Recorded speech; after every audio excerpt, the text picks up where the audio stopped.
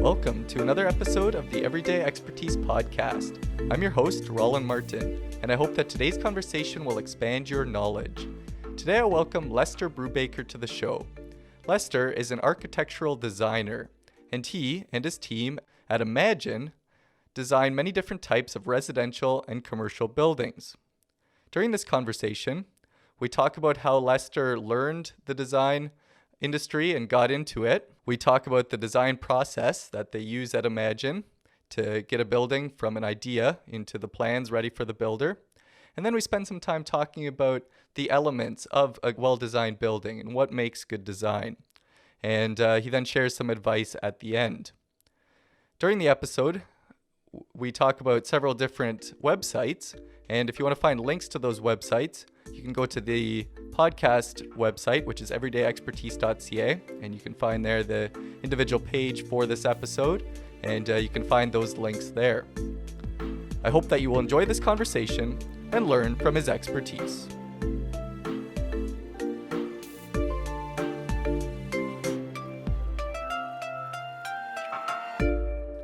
Welcome, Lester, to the Everyday Expertise Podcast. I'm really glad to have you here. Thanks a lot for having me. I've been looking forward to this with a bit of apprehension, I guess, but looking forward to it. No, that's totally fine. I think it'll go well. This is the first time for me in that this is the first that I met you. So all my other guests I've known for either a long time or have at least met before. So I'm looking forward to getting to know you a little bit through this conversation. It's having met for the first time. And thank you to Kenton for arranging this and suggesting it. And I'm excited to learn a lot about design, architectural design specifically, and see what we can learn from that. So tell me, what does your life look like at the moment, or what keeps you busy currently? It's a good question. This is actually kind of a busy time of year. Okay. So there's a lot going on. It usually surprises people when I say this is our busy time of year, because you think coming into winter and in construction industry, that's usually a slow time of year. Right. But in the portion of construction that we're in, the design process, obviously that has to happen before you can build. Okay. So right now we're still trying to get a few into the ground this winter or this fall. Mm-hmm. And then obviously the spring starts. Mm-hmm. So that keeps us busy. Right. Do you find that, like, is it possible to construct during the winter? Like, is there still building projects that happen, or is there a couple months where it's totally dead as far as that goes? So building in general, the biggest thing is going to be your foundations. Okay. So if you can't get a foundation in, obviously you won't be building an addition or a new build unless the foundation is already there. Right. Or if it's a mild winter, you may be able to get away with it. Okay. Yeah. But there's lots of interior work, renovations. Right. Okay. Yeah. So yeah. There's always something that can be done throughout the building process. Absolutely. Okay. Yes. And then in the design part of it, how far ahead do you need to be of a project, or is, like you said, that this is a busy time for you? So do you have a slow time? Yeah, usually I would say right after spring starts, there's usually a bit of a lag. Okay. So you get the stuff out the door and you're expecting to, okay, now let's get into the year. Mm-hmm. And there's usually a bit of a lag there. Okay. And I don't know, 2 years ago, there was an especially big one. And it was a late start for the farmers as well. Okay. It was wet spring, and it was just simply a slow spring.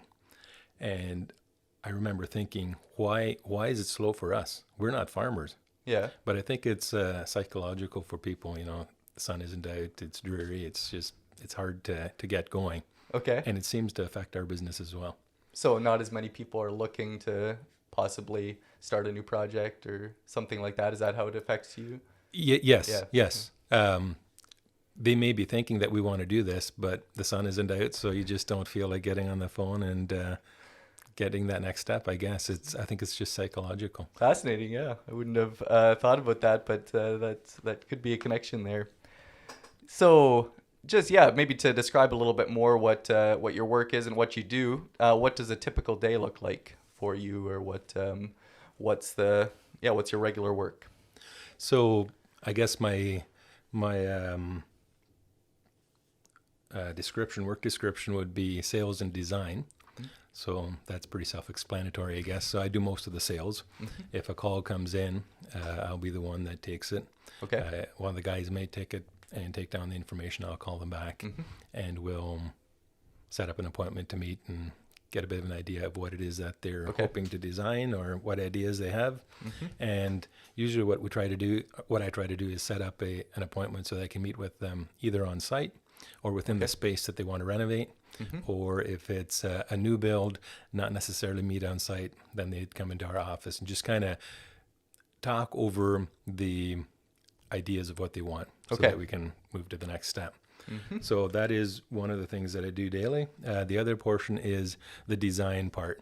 So I don't really spend a lot of time drafting anymore. Okay. I'm mostly sitting down with our draftspeople and reviewing the projects with them. So trying to pass the information I got from the client and the way I understood what they want, try to pass that on to the designer and come up with a plan to move forward. So so you'll do that before they start on the before they start design themselves? Yeah, before they start and also during the design. Okay. So sometimes it's difficult to download everything. You kind of got to get a framework of what your idea was onto the screen and then tweak it from there. Yeah. And I think the longer we work together as a team, the faster that process, or the more congruent, I guess. So do you find that sometimes you can't communicate very well until you have something to look at and talk about, and rather than just communicating ideas? Yes. Yeah. Yeah. Sometimes I think I'm pretty good at visualizing in 3D, but there's sometimes places where I say, I'm not 100% sure how that's going to look. Okay. Scaling, and I've got this idea in my mind, but with the measurements that we have to work with, is it going to be as I imagined it? Okay. So at that point, I say, well, let's get the rough shape there, and then we'll look at it again and decide if that worked or we have to change pitch, whatever it happens to be. Yeah. No, that's fascinating that you can do a lot of that in your head, but need to still get it down into a form of some kind of drawing or design of some kind to be able to know for sure. Yeah, and I think we'll get more into that process, how that works and how that works for you. For sure. I don't know if you had more to say on what your work or your typical day looks like, but you could also, if you have a little more to share about yourself, I'm always curious to hear if you have hobbies or interests outside of your work that excite you. I guess the biggest portion of what I do is design work. Okay. Having said that, I do also enjoy real estate, and I am working at getting my pilot's license, so that does take some time out of my day. Yeah. I can't say that I'm an aviation enthusiast. I think the thing that intrigues me the most is just the opportunity of being able to get from one place to another relatively fast. Okay. I think that's what kind of got me into it in the first place, and now I'm sometimes wondering did I bite off more than I can chew? Other than that, my work is basically my hobby. That's great. Yeah, we do have a lot going on, but I've got a lot of good guys that are helping me, so I'm really not that. Sometimes I get the feeling that people think that, you got a lot going on. You must be really, really adventurous and struggling for the word here, that a real go-getter. Well, not really, no. And I'm sure the guys at work would agree with that. Do you say that you kind of said that your job is your hobby or something like that? Does that mean that you really enjoy it and find a lot of passion and fulfillment in Absolutely. Yeah. It's I remember as a school kid, maybe more high school age, thinking, well, what am I going to do? What's my career going to be? At that age, a lot of people are asking, what are you going to do when you grow up? I don't know. I enjoy playing baseball, but that's really not you know. Probably not could be a career for you. Yeah. That's right. So, yeah, it's quite interesting that I found something that I really enjoyed art in school. Okay. And I look at building as an art form. So, yeah, it's interesting that I found something that I actually really enjoy and I can call it work and get paid for it. I mean, it doesn't get better than that. Yeah. You don't have to work a day in your life if you enjoy it, is something that I've heard said. So yeah, that's fantastic. I was a little bit curious on the getting your pilot's license. You said, does that mean that you're doing practice flying? Yes. Currently, and so 1 day a week. Okay. Mondays I have a portion of my day scheduled out to do pilot or to do training. Yeah. And is that something that you're close to being ready to do, or are you kind of in the process right now? Or yeah, it's a good question. So it's a lot more difficult than, had I known how difficult it is before I started, I likely wouldn't have started. Okay. They didn't advertise that up front. That's right. Exactly how hard it would be. You'll enjoy it. It'd be great. Yeah, sure. Yeah, I do, but yeah, it's just a lot of, so in my flying portion of it, it's kind of like driving school. So you got driving school in class. Okay. Then you've got your driving school where you learn how to drive on the road. Right. Yep. It's very similar to in aviation. So you've got your ground school, it's called. Okay. And that's basically your in class. Right. And then you've got your flight training, which is you go out with your instructor and you learn the ropes of how to fly. Okay. So in that process, I'm getting very close to going solo, which basically means he's staying on the ground and I go by myself. Okay. And I try to land that piece of metal back on the ground again. So yeah. All right. I'm not sure if I can say that I'm looking forward to that yet, but it's getting close. Okay. Well, very good. Hope it continues to go well for you. So far, I've found the flying to be the easiest. I think the difficult part is going to be to do the written test. It's 3-hour test. So it's going to be a bit of a. And so they want to make sure that you have sufficient knowledge before you get your license. Yeah. If as long as I'm soloing, the only person I can hurt is myself. But after you get your PPL, and then you can take passengers. So okay. That's where they become a little more strict on it. Absolutely. I'm curious, do you know right off how many hours it is of training, like in the air and on the ground? So there is minimum hours. Okay.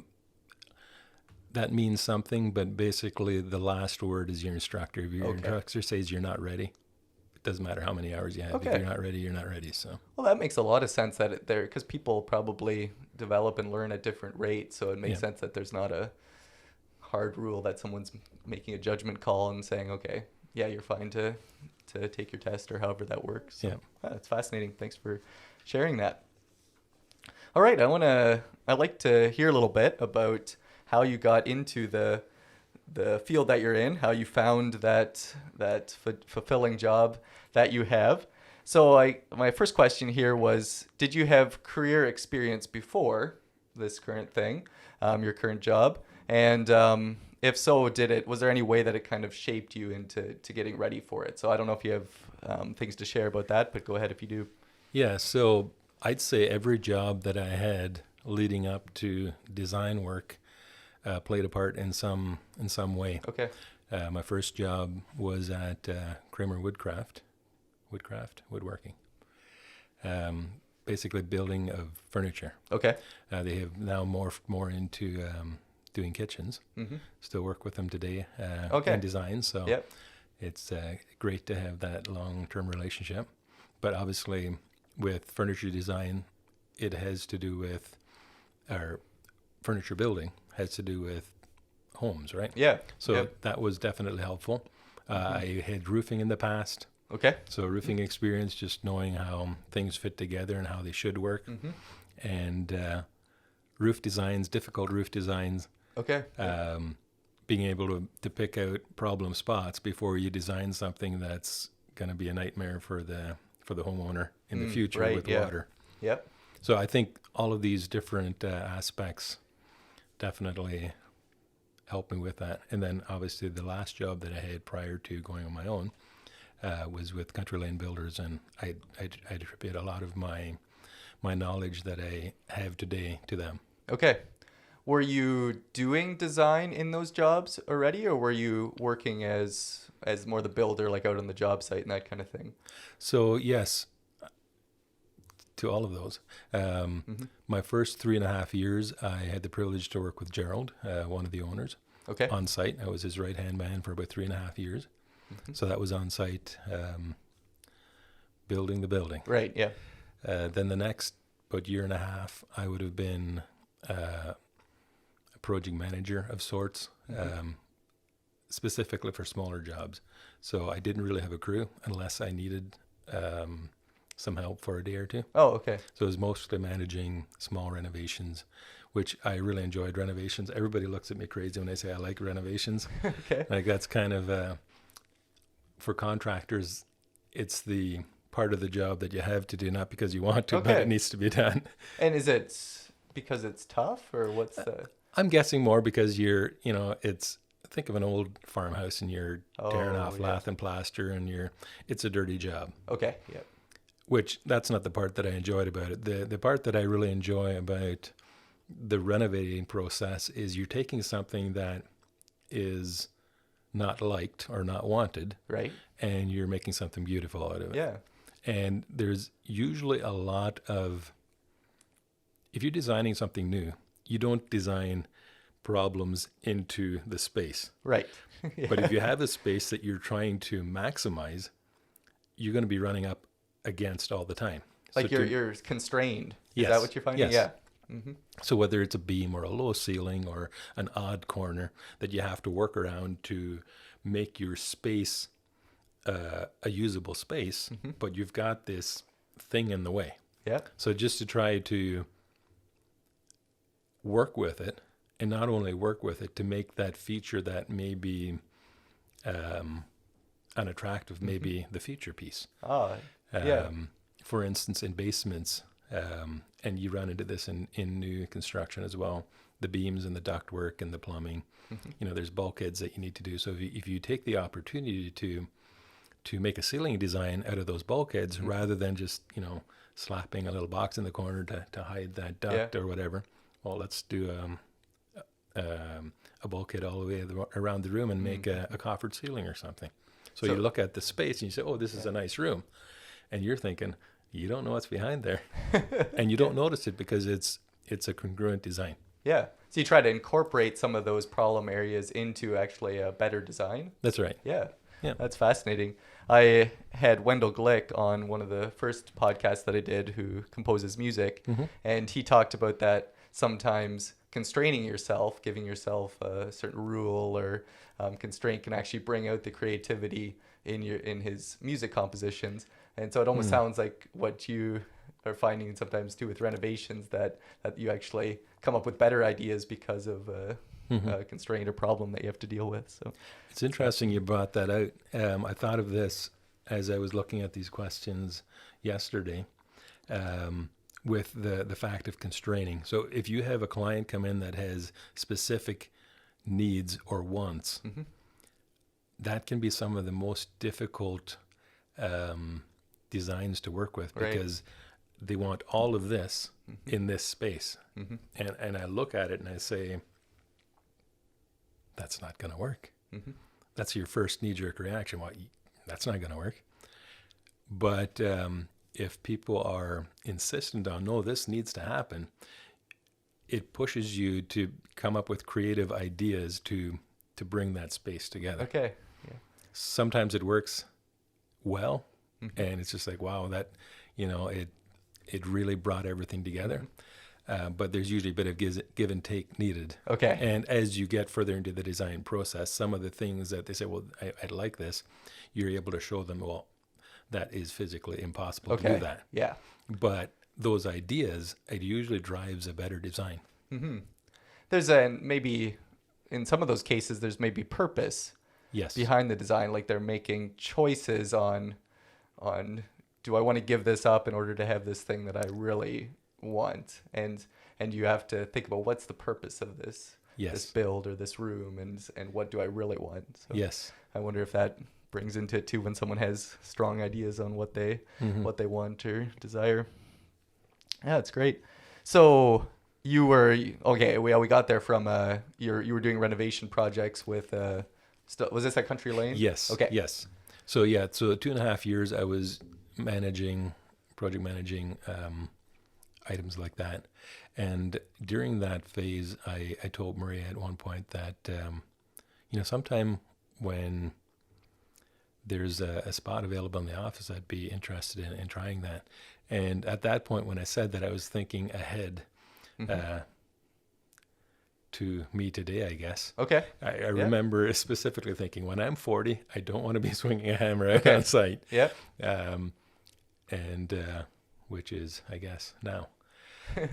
Did you was that an idea, a plan that was developing as you were on the job at Country Lane, or was that a dream that had gone back even before that? No, that was just developing, and I was just thinking, well, I need to have a goal for myself in life. If I just keep doing what I'm doing without any specific ideas of where I want to be, I could potentially be framing all my life. Yeah. It's not that I didn't enjoy it, but as you get older, some things are just more difficult. Right. Yeah. Standing on a 10-pitch roof shingling is not for me at this age. Right. And that's kind of what I was thinking of. And that really is what, I guess, got the ball started rolling. Okay. When you asked about an office position, were you thinking design? Like, did you ask about a design position? Yes. So Country Lane would have had people doing what you do now? Correct. Okay. Yes. Yep. Yeah, so it would have been Keith Brubacher that would have been doing that at the time. And very shortly thereafter, he took a position on the mission field. Okay. And the opportunity opened up. So I guess was the first guy that was asked. Okay. It's available. Are you interested? And I remember thinking, not yet. I wasn't expecting. Was this shortly after? Yeah, half a year maybe. Okay. Yeah, it was very close. And and I was thinking long term. I wasn't thinking this soon, but then I got thinking, well, the opportunity's here. Now's the time to do it, right? So I took the opportunity, and I was in the office then for 5 years in estimating and design. Okay. So that's where I would say I learned a lot as far as building design. Okay. That's basically where it started, as far as, working with computers in design and buildings.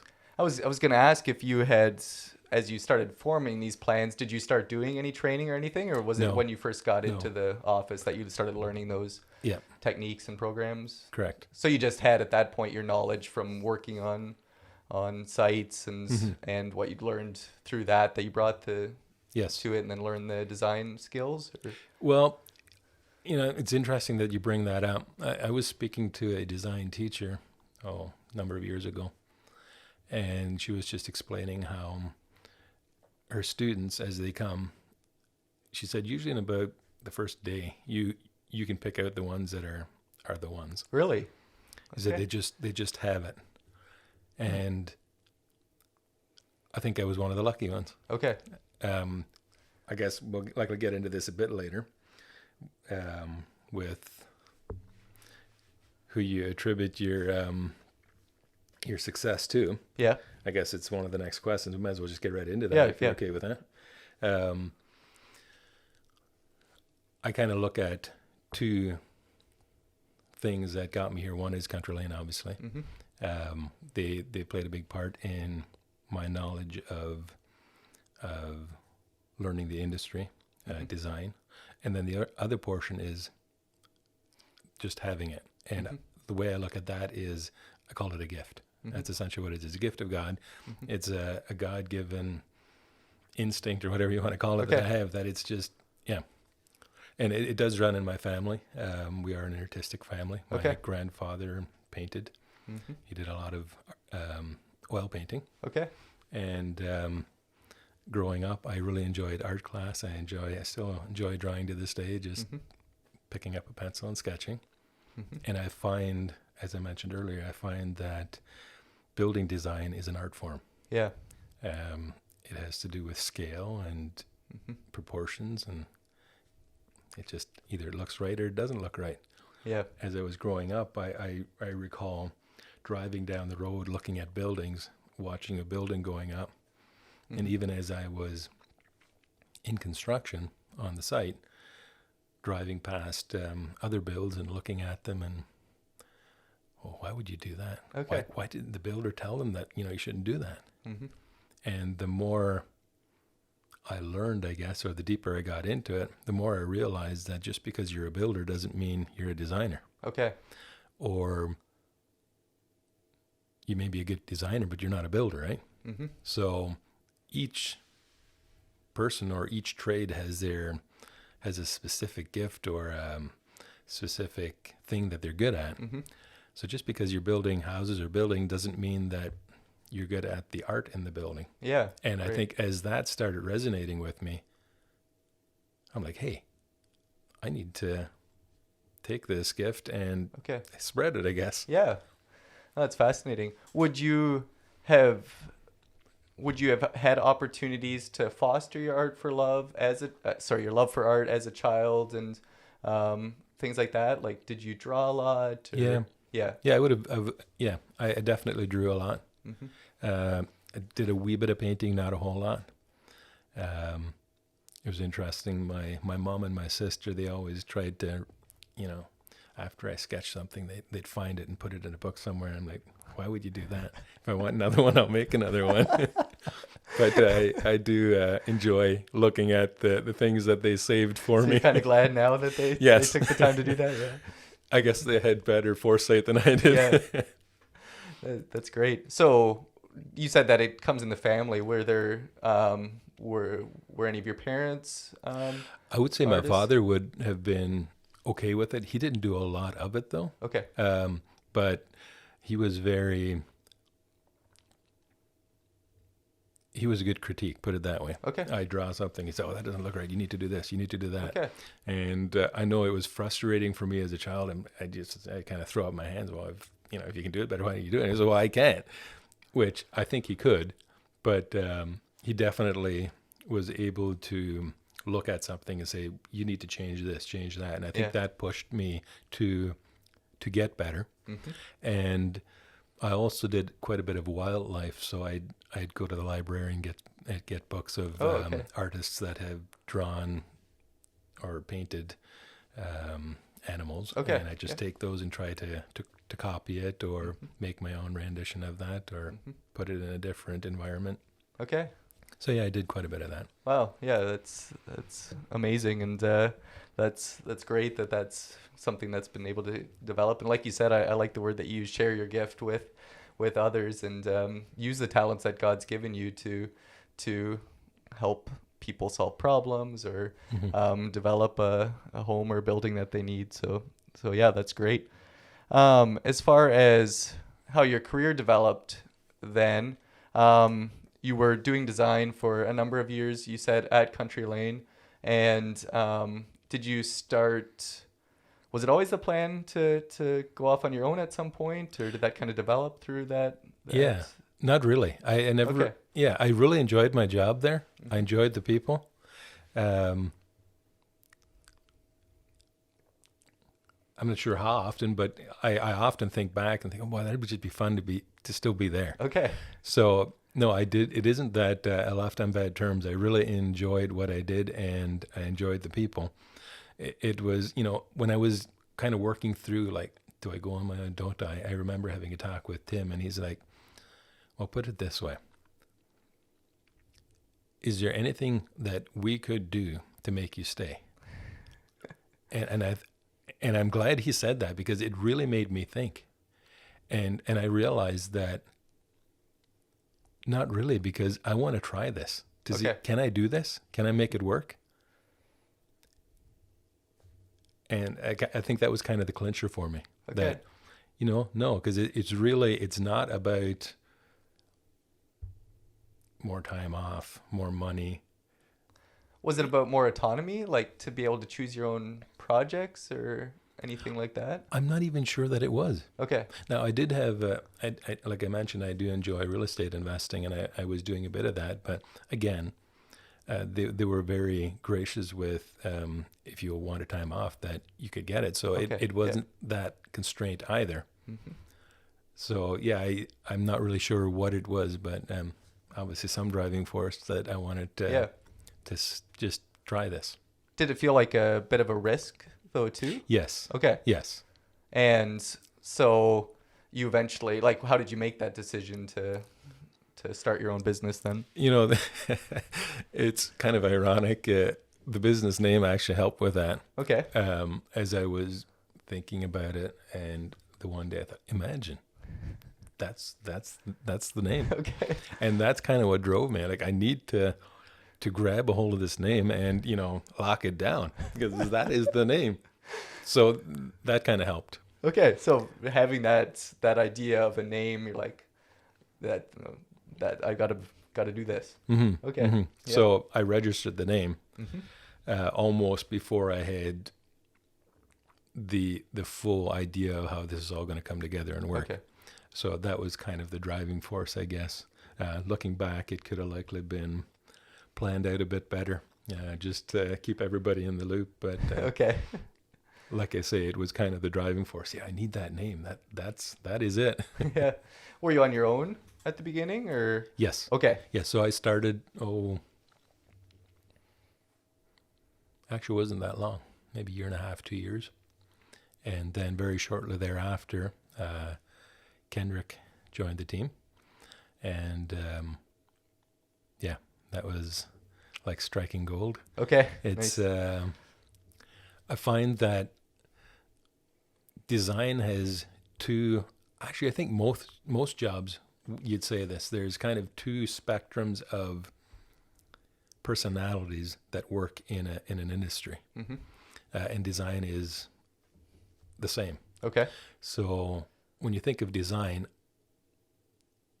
I always think of the art in the project. Right. I'm sure there's people that don't think of art when they think of design. They think of blueprints and rigid lines and numbers and calculations. Mm-hmm. So that's kind of the two different parts. Okay. Yeah.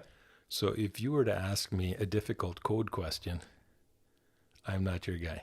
Like you're talking a building code thing or something like that? Yeah. Okay. So, what is your maximum span of a 2x10? Well, yeah, I know that, but something more in depth, that's not my area of expertise. You're talking more the rules or laws that are in place or requirements in place for a building? Yes. Yeah. And then to bring that full circle to make sure that your loads from your roof are transferred down properly to the foundation.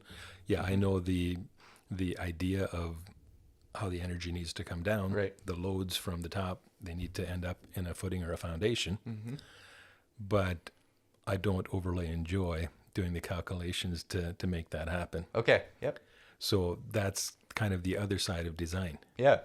And he really has that. Okay. So the two of us, I remember at the beginning, and it really blew my mind that when I tell him, when he asked me, well, how do you want this to look? And I say, oh, well, just, whatever you think. He hated that question. Okay. He just hated that. He says, you tell me what you want and I'll do it for you. Okay. So I found that, and again, you'd think that you should know that, but you look at life from your perspective, not somebody else's, right?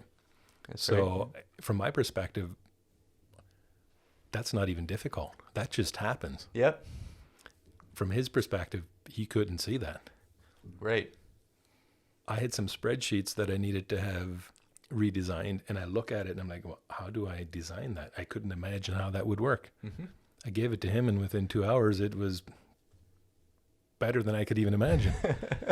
But it's the I guess the gift that he has is that. So with the two of us coming together there, it really,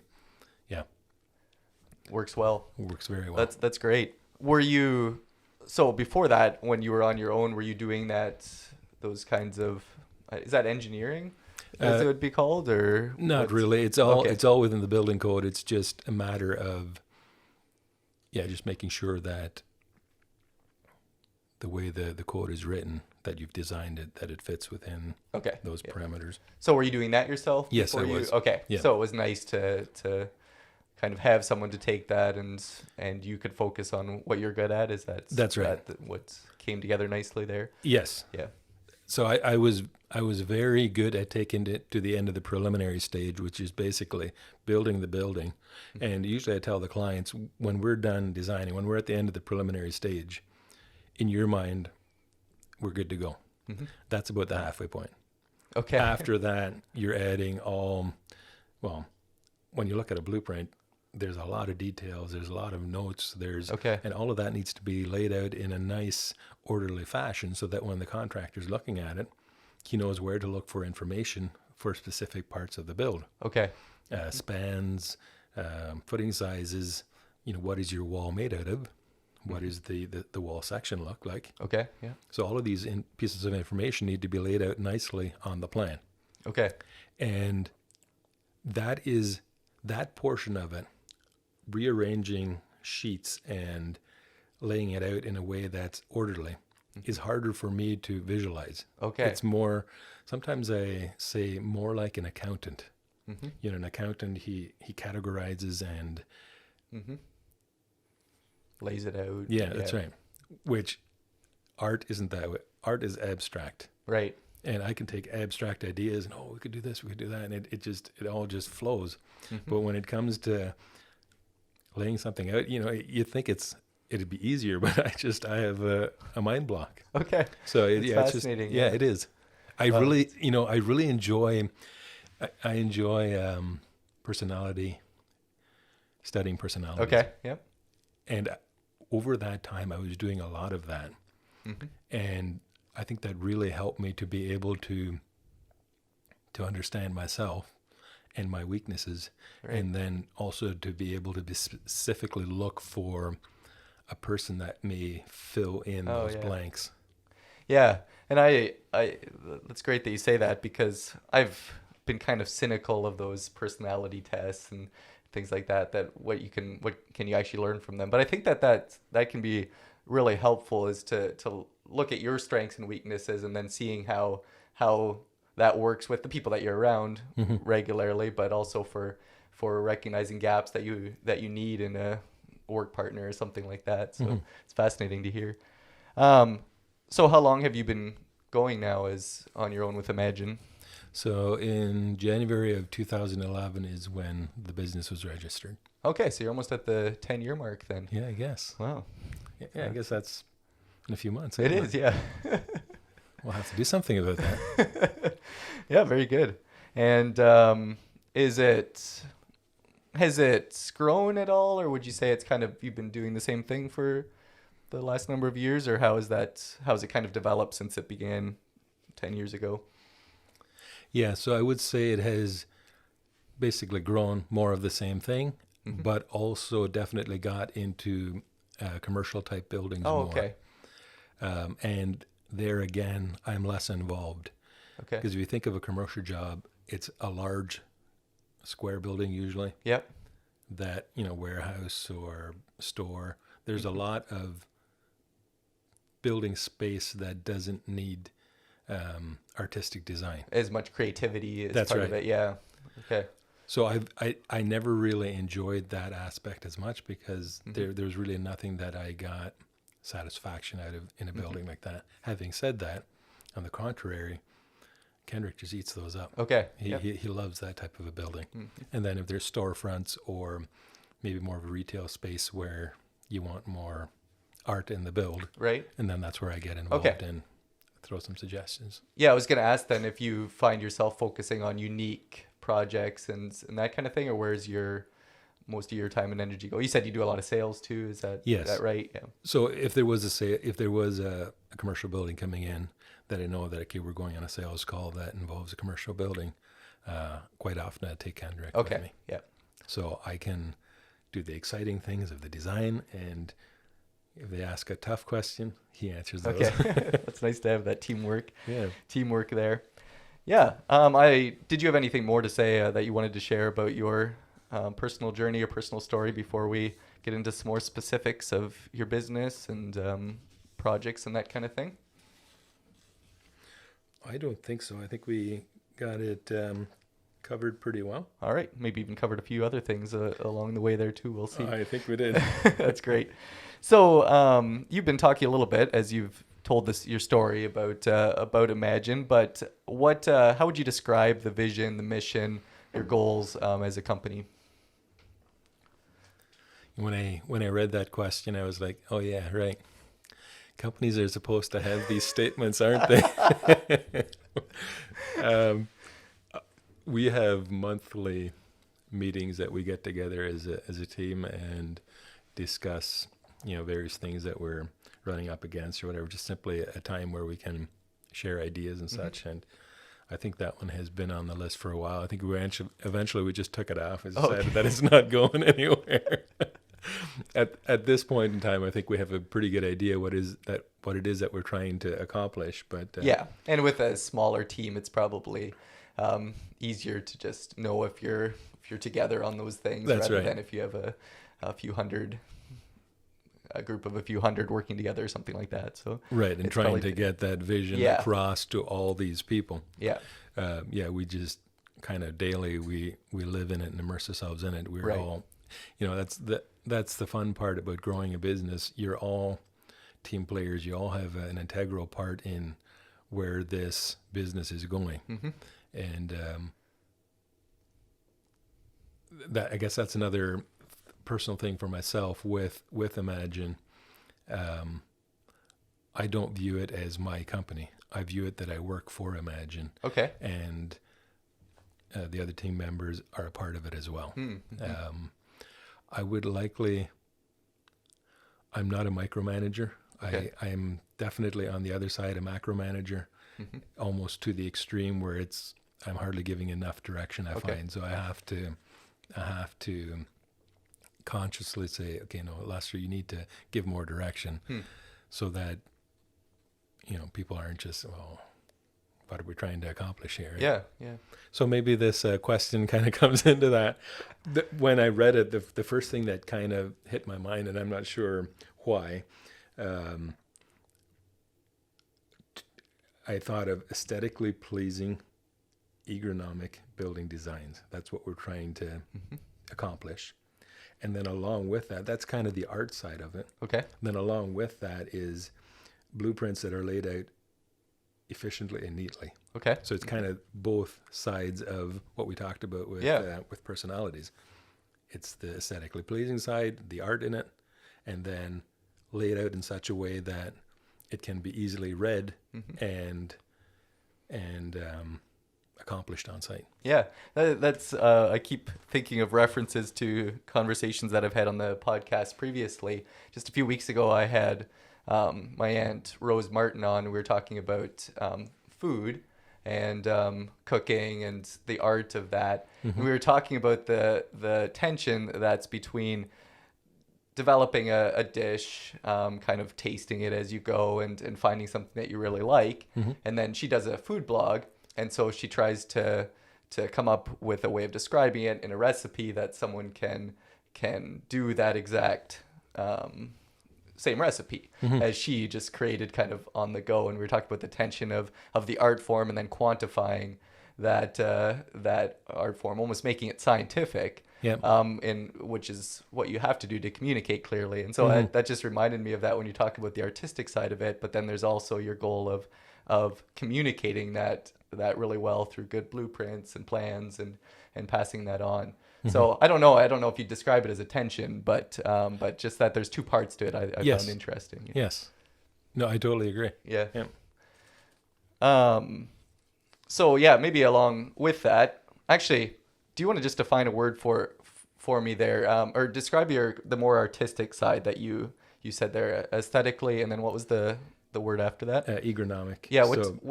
Or can you develop that a little bit more? What do you mean by that? Well planned out, I guess. Okay. Something that's comfortable, that works. When you often see that in a chair, ergonomic design, and that's the word that I thought of when I came up with this phrase. That word popped in my mind, and I'm wondering why that word. So I actually looked it up to see, well, does it actually fit to what I'm thinking it's going to say? And I thought, well, it fit quite well. Okay. So sometimes you see that with a chair design. It's an ergonomic design. It's well laid out. it's comfortable. It does what it's supposed to do.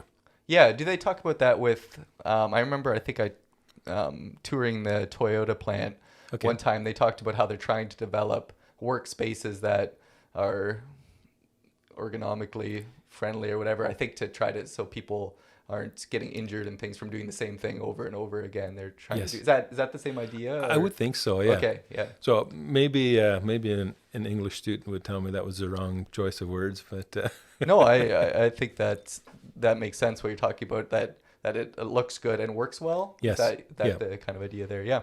No, that's great. So maybe following on to that, you already talked about some of the things that you do, but are there specific types of projects that you'll do? Like, are you able to turn projects down if they don't fit into your type of work, or do you take on anyone that's willing to hire you? Yeah, the last part is likely. Okay. I have a hard time saying no. Mm-hmm. That's likely why I'm sitting here today. If someone asks something of me, I usually try to accommodate. Over the years, I think the guys at the office has helped me with that as well, to say, you know what, that's not going to work. Let's just not, it's not going to fit into what we do, so let's just not do it. Okay. Yeah. So yes, there may be a few things that we turn down, but mostly if it comes in through the door and they want help, we try to help. Okay. So are there specific types of projects that you're good at, that you would focus on, that you would say as a company, this is what we do best? Yeah. And when I thought of that, it's kind of a cliche thing in the building world. Custom homes. Mm-hmm. What does custom mean? It seems to be an overused word. Well, it's not. You're not doing a cookie cutter, right? But what is cookie cutter, and what is a cookie cutter with a bit of a flair to it? Is that custom, or it is? But is that the true definition of the word, right? So when I thought of that, I'm like, well, that's kind of a typical knee-jerk answer, right? Yeah. So I guess to explain that a bit further, I've always thought it'd be interesting to try to design subdivision type homes. Okay. Just cost-effective places. Mm-hmm. But what I found is I had a difficult time doing that. Okay.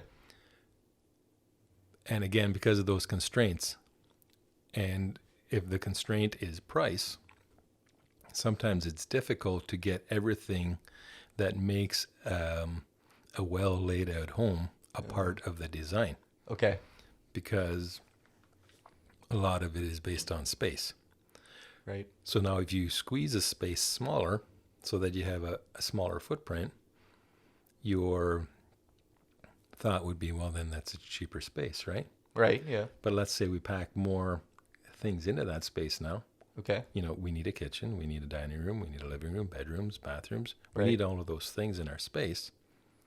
If it becomes more concentrated in a smaller space, now the value is more concentrated as well. Oh, okay. So think of a tiny home. You look at the price of tiny homes and you go, wow, it's just 24 by 12 or whatever. Yeah. But it's got everything that you need in there. Yeah. Therefore, the price is right up there. Okay. If you go dollars per square foot, it's crazy. Right, yeah. So in doing that in the design, you had to cut out parts that I had a hard time cutting out. Okay. And I find a lot of subdivision type homes, and with that, they are in town, so there is room for that, but there's usually no mudroom. Right. And me, a country boy, I find that hard to just eliminate a mudroom. At the least you need a closet inside the garage door, right? Okay, yeah. But as you squeeze this down, there's I guess rules that I've set in my mind that this is the ideal space for this. This is the ideal space for that. Okay. And there's just not room for everything. Okay, yeah. So I kind of laid that one down and said, okay, that's not a good fit for Imagine. Okay. It's not what we do well. Yeah. So that is one thing that I would say. Yeah, if somebody walks in the door and just wants the cheapest design in a small space, just, make this work. Okay. Maybe we're not the people for you. Yeah, very good. So you'll do more homes out in the country, or is that where you find your design ending up? Yes. We also do, homes in town, Okay. but maybe not in the crowded subdivision Okay. areas. Yeah. It's more, middle class type Right. homes. Yeah. Just to backtrack a little bit there, I was curious when you were talking about constraints and just having a really small space doesn't mean that per square foot it's going to be the same price or cheaper. Mm-hmm. It would you say that there's a correlation between price and the functions or the things that you're looking for in the home? So I'm not sure if I'm describing this very well, but if you have a certain amount of things that you need in a home, is that what's going to correlate more to the price than the actual square footage that the build is going to be? I wouldn't necessarily say so. Okay. Or maybe the real answer is the lawyer's answer. It depends. Yeah. I think it has more to do with building layout Okay. rather than items in the build. Going back to what I was saying, the smaller you make a building, well, what is the smallest ideal size? If you use that scenario, Right. if you say you can squish it so far and after that now it becomes more concentrated, well, where is that? Mm-hmm. And that's also a very difficult question to answer because it becomes, again, it depends. What are all the other constraints that are in there, right? Yeah. There's so many different variables that it's hard to come up with a theory on that. Like think of an addition. So you want to do a small addition out of the side of your home. So you go out 8 feet. Mm-hmm. So it's 16 feet wide, 8 feet out from the house. Mm-hmm. Is it going to cost you any more to go 10 feet? I don't know. Does it? I don't know either. Okay. Like 12 feet?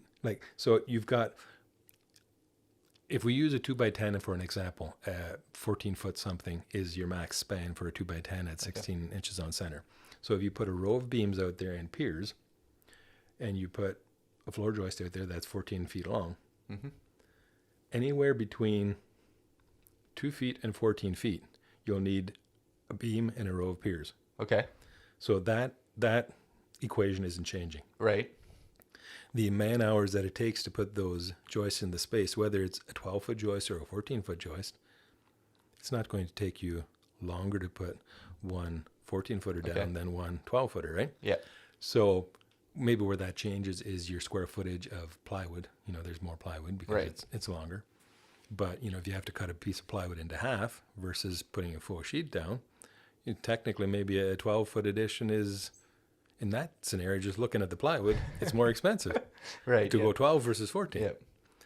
So those are the things that we're always looking at in design, saying, okay, if we stop here, is that going to be cheaper?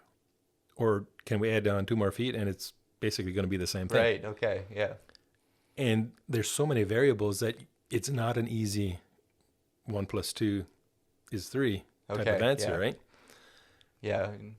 So it's just kind of a feel thing over the years. And I find that I think with the experience I had with building on site and understanding how a building comes together and the work that it takes to make it happen, I think it helps me in the design portion to say that, although that curve looks great, that is a huge cost versus just doing a straight peak, right? So things like that, and I think most people would understand that, that maybe is more expensive than this, but there's some things that aren't really that noticeable right up front. To say that, well, that's going to be, twice the cost. Yeah. So some of those things I think with experience in the building industry helps with our design. Yeah. No, that's good. Maybe kind of continuing on that, we've maybe talked about some of these, or you maybe mentioned some of this a little bit, but what's kind of the process that you as a business or you as in sales and design take to take an idea from your head or your client's head and then try to turn that into a reality? So we kind of have what we call a 3-step process. Okay. First step is preliminary stage. Second step is pricing stage. Last step is permit stage, I guess. Okay. So the first stage being the preliminary, after our initial meeting with the client and having them share what their thoughts and dreams and ideas are of the space. After that, I take that information back to the office, get one of the designers to start working on it. We get round 1 done, which is kind of the first rendition of what we understood them to want. Okay. Is this drawings at this point? This is drawings, yes. And up to that point, we also get them to gather together ideas. You know, we have a worksheet that's called a custom home worksheet, so that we give that to our client. Okay. They fill it out to say, that's nice. Yeah. These things are important, these things are not important. So it really depends on the type of project for that. You know, if it's a whole home, Right. that's easy. If it's a space, I usually don't use that because it's so dependent on what that space is, right? Yeah. So after that, we get round 1 started. Then we have an on-site in-office meeting, I guess, and take a look at the blueprints, just simply the floor plans, and look at the layout. Okay. And just try to nail down, did we get the rooms positioned, the spaces positioned in a way that you can work with, or is there any changes? So it's kind of a step-by-step process. Once we've got the layout nailed down, then from there we go into more the 3D aspect of it. Okay. So if this is how it looks here on plan view, this is how it's going to look in elevation view or in 3D. Okay. So if you do this, we can do a vault. If you do that, we can't do a vault because we got a second story over this portion, or whatever it happens to be. And I find it, well, maybe I should leave this for later, the some of the interaction with that. I think that we'll get into that more in the next section. Sure. Yep. Can you repeat that question again? You were just going through the kind of the 3-step process Yes. of working through with clients, I guess. Yes. So as we go through the process, so the first step is usually about 3-4 times back and forth to get to the end of the preliminary part. And it can also be more, but that's kind of an average. Yep. And we just keep going back and forth until we get it right. I usually tell people, if we get it right the first time, somebody's lying. We're good, but not that good. Yeah. So will you kind of push on them a little bit to see, is this actually what you want? Or yeah, sometimes it's not a whole lot. There's really no other options, right? Oh, okay. Yeah. But if it definitely helps if you're decisive to keep the process going. Okay. Yeah. And to understand what it is that you like and don't like. You don't have to necessarily know what your design or your style, preferred style is. Okay. Like people often say, well, I don't know what style I like. I don't know. Yeah. I usually say, well, don't worry about that. You tell me what you like and I'll decide what style that is. Okay. Yep. And I guess that comes back to a part of the gift that I feel that I have is, as the client is talking of what it is that they want, the vision that they have.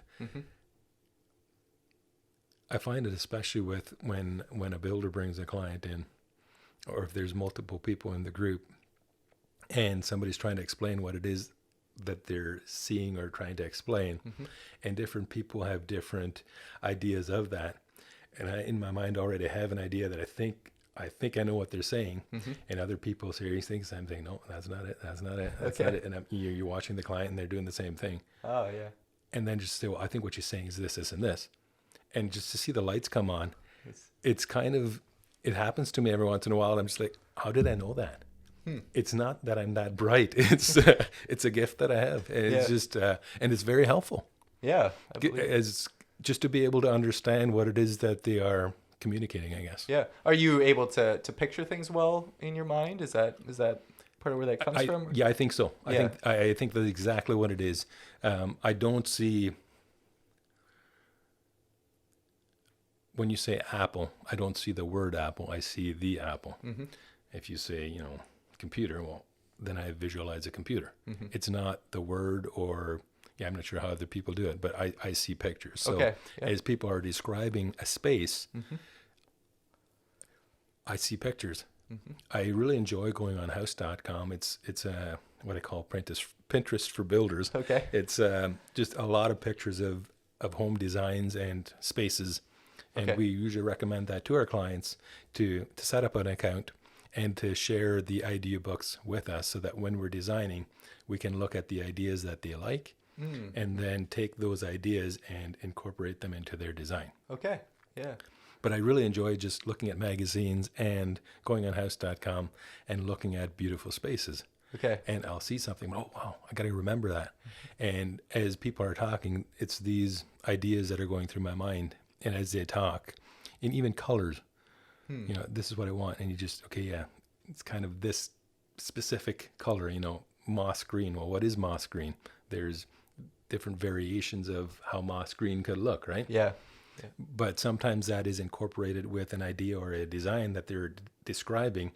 And it's just kind of pictures that are going through. And yeah. Okay. Well.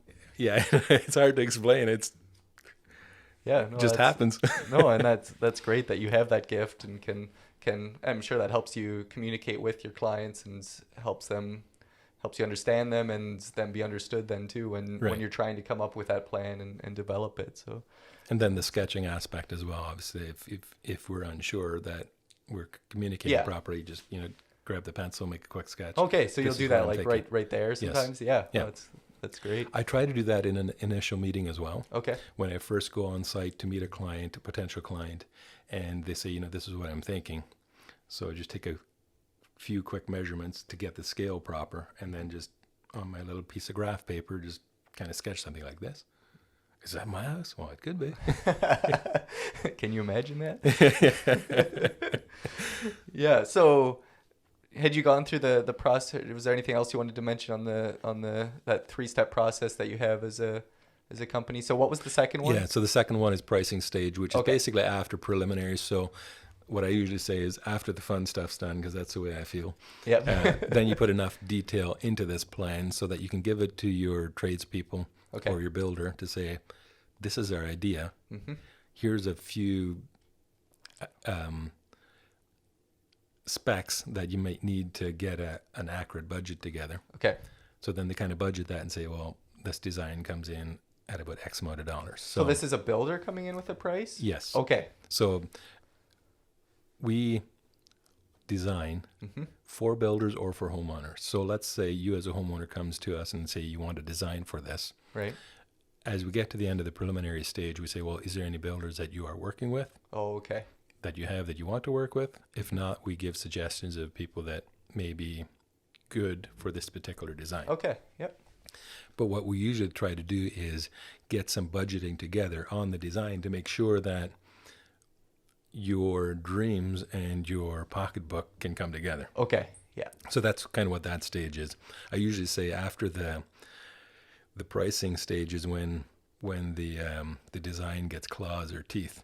It's no longer this cute little thing. Yeah.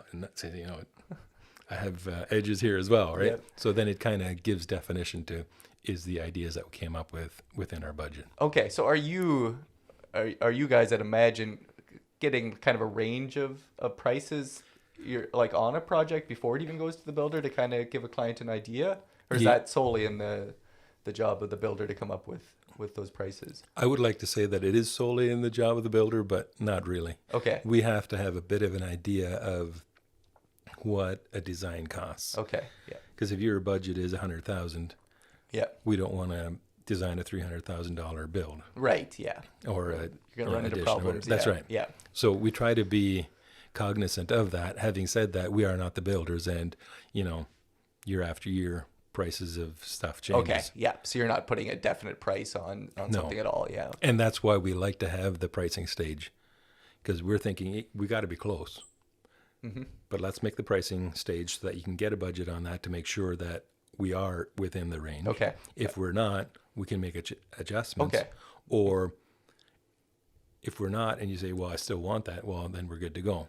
But if there is changes that have to be made, we don't want to have a complete set of plans that we're now backtracking. Okay. So we're just trying to make it flow from one stage to the other without wasting time or energy and money. Okay. So does the pricing stage end once a homeowner, a client comes to an agreement with a builder or not? maybe not necessarily 100% an agreement, Okay. but that they realize that, yes, the design is going to range within, Okay. They a kind of dollar have value. a ballpark of how That's much it's right. going to cost. Yeah. That's right. And then at that point, we take it to permit stage. Okay. And as we are doing that, depending on the timeline that we have to hit, we'll get those plans out to the contractor, and he can get solid pricing from trades or Okay. order trusses and such.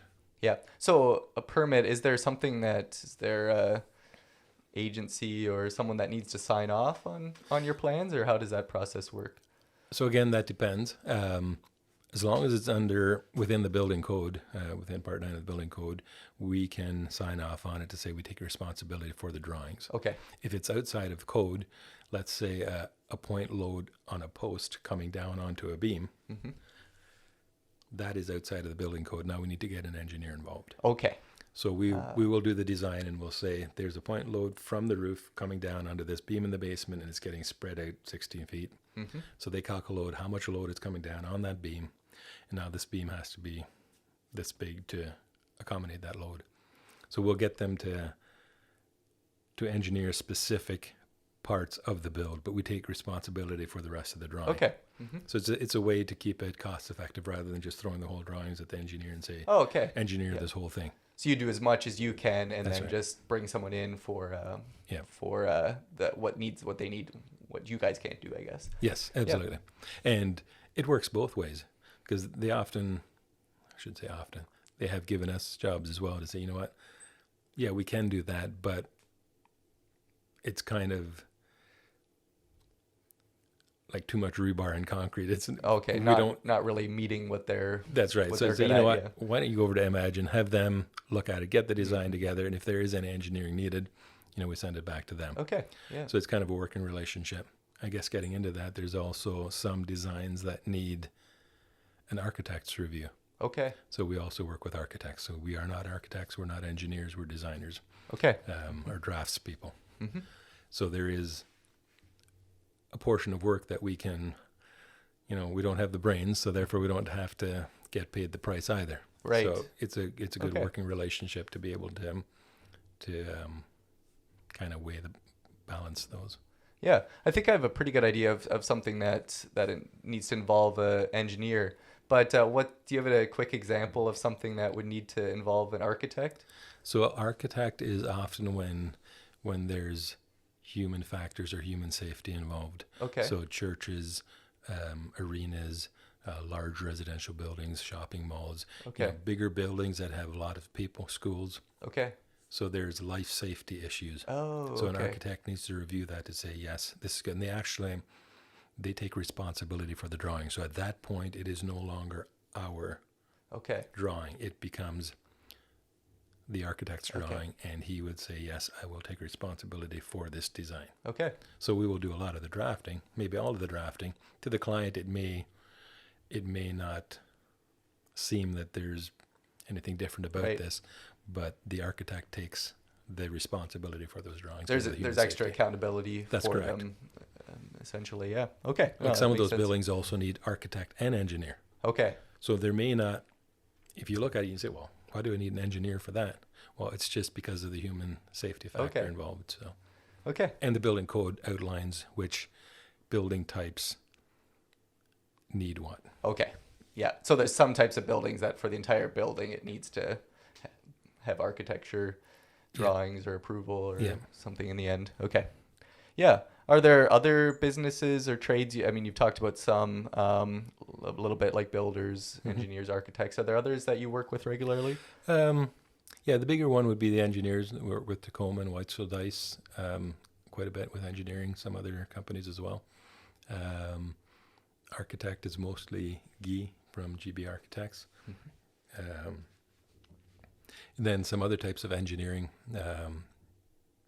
CMT out of St. Clements, they do soil analysis, so for septics or for ground compaction. If you need to have X amount of compaction to put a footing on for a point load, they will do the testing to make sure that there's sufficient soil compaction there to take that load. Cobide out of Hanover, they do a lot of our site plans if we need grading plans, or sometimes when we have we've run into this a lot at Chesley Lake. There's a steep bank going down to the lake. Okay.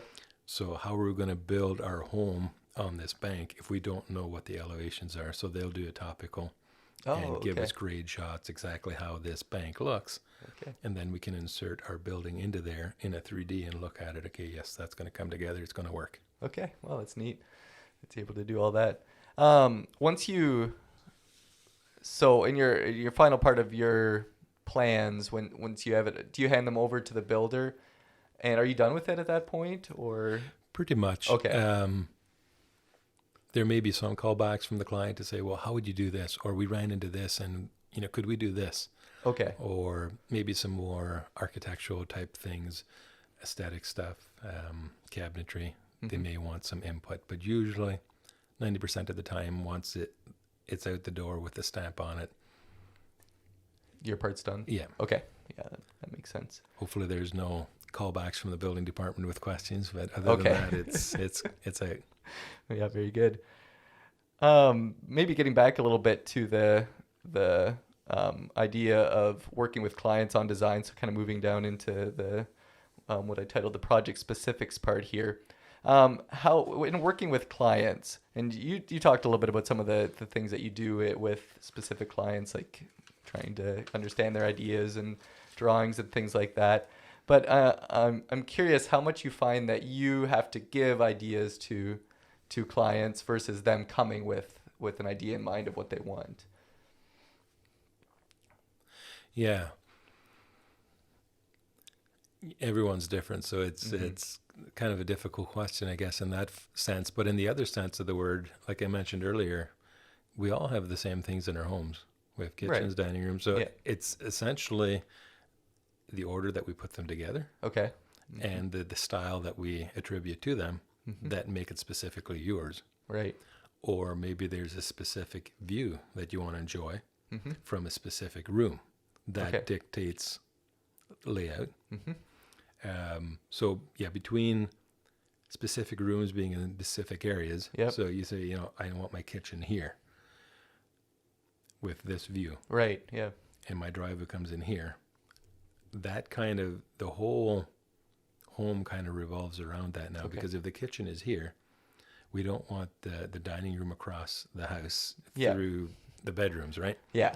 So it kind of, if there is some specifics, everything just kind of needs to fall in place around that. Yes, okay. And where that becomes difficult is, let's say a client comes with a sketch of a layout. They're usually not scaled, which is fine.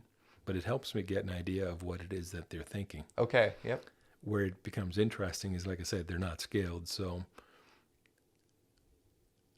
I'm not sure how to, well, I guess if we explain it this way, if you'd get a child to draw a house, a layout of a house, it wouldn't be very to scale or laid out well at all. Right. Anybody looking at it says, okay, there's your bed. Yeah, it doesn't really work. There's a long hall. That's the extreme. Mm-hmm. Not being in the industry, when a homeowner lays something out, it's usually somewhat like that. Right. Yeah. No, that makes sense. You look at it and you say it could work, but what you don't think of is those stairs. That little corner that you've got in the room for your stairs, that's not going to cut it. Okay. Right? Yeah. There's ideas there that aren't that need to be adjusted. That's right. Yeah. Or if the stairs are there, you say you wanted a story and a half bungalow with a loft. Well, if it's on the outside corner of the house that you got your stairs, when you get up to the ceiling level, you're in the roof. That doesn't work there. It needs to be over here. It needs to, when you come up the stairs, you need to be more in the center of your home, because that's the tall part in your roof. Okay. Yep. So there's a lot of these things that when I look at a plan, there's all these things that come flooding into your mind, and you start visualizing this thing, and you can see a lot of holes in it. But that's not the time to say, oh, that's not going to work. Right. Yeah. Because that's why they came to you in the first place. Yeah. They have a bit of an idea of what they want, and they needed to somehow transmit that idea to you. So therefore you make a plan. It is then our job to, I guess, start the education process of how things work together. Right. Yeah. and at the same time trying to understand what it is that the client is aiming for. Like in a design with an addition, I might come to a place, actually it happened to me earlier this year. I went to a client's place under the assumption that they want either a second story addition or an addition out the rear. Okay. So I came to the home and they discussed what it is that they want. And in looking around, by the end of the meeting, we were able to fit everything they wanted within their current space. Oh, okay. So when somebody comes to you and says, I need an addition, well, maybe they don't need an addition. Yeah, okay. What they need is this, and it's now our job to figure out how can we do that the most effectively. So you're using your expertise to take their idea or the things that they want, put it into a way that works and Right. can fit their needs but you have to bring in your knowledge and what works and what doesn't to some degree. Yes. Yeah. No, that's good. So in your design, what are the technologies, or how has technology made it easier to do your job, I guess? Well, I think of that every day. I can't imagine drawing this out on a draft table, hours and hours, pencil, line here, oh, that doesn't work, erase it. And then once you've got everything working, especially with more difficult roof lines, there's sometimes that I envision that, okay, if this goes up and this comes into here, yeah, that should work. Then you look at it in 3D and it's like, oh, I didn't think of that. No, that's not going to work. Okay. Yeah. So how do you do that in 2D on a draft table? I mean, that would have taken a lot of skill, really. Yeah. And then not only that, now you have a meeting with the client and they say, you know what? I don't like that. Let's do this instead. Or halfway through a design, they say, you know what? We were talking last night and we want the kitchen on the other side of the house, and, no longer a 2-story, it's now a bungalow. If you're drawing that all by hand, that's a lot of time. Yeah, wow. So in using digital computer, it just kind of happens. You want to make a change? Sure. Delete. It's gone. Okay. Yeah. Build something else. Move it. So it's very simple, right? Yeah. So it's really sped the process up? I wish I could say, yes, it really sped it up, but it seems that the more you can do, the more is required. Okay. Yeah. So because you can do that now, the building department might say, yes, we need that now. We need that as part of our data set. Or okay.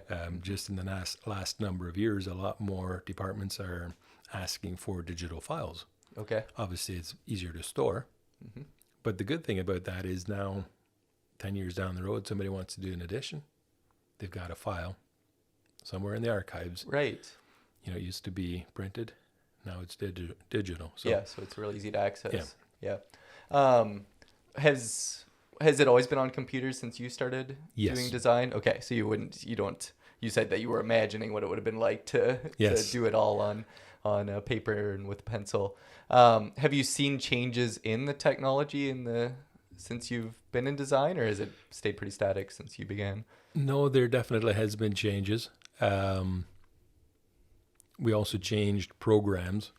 We started out using SoftPlan, and that's what I would have learned to use at Country Lane. Okay. There's advantages and disadvantages to that program. The advantages, it's a lot more specific. Okay.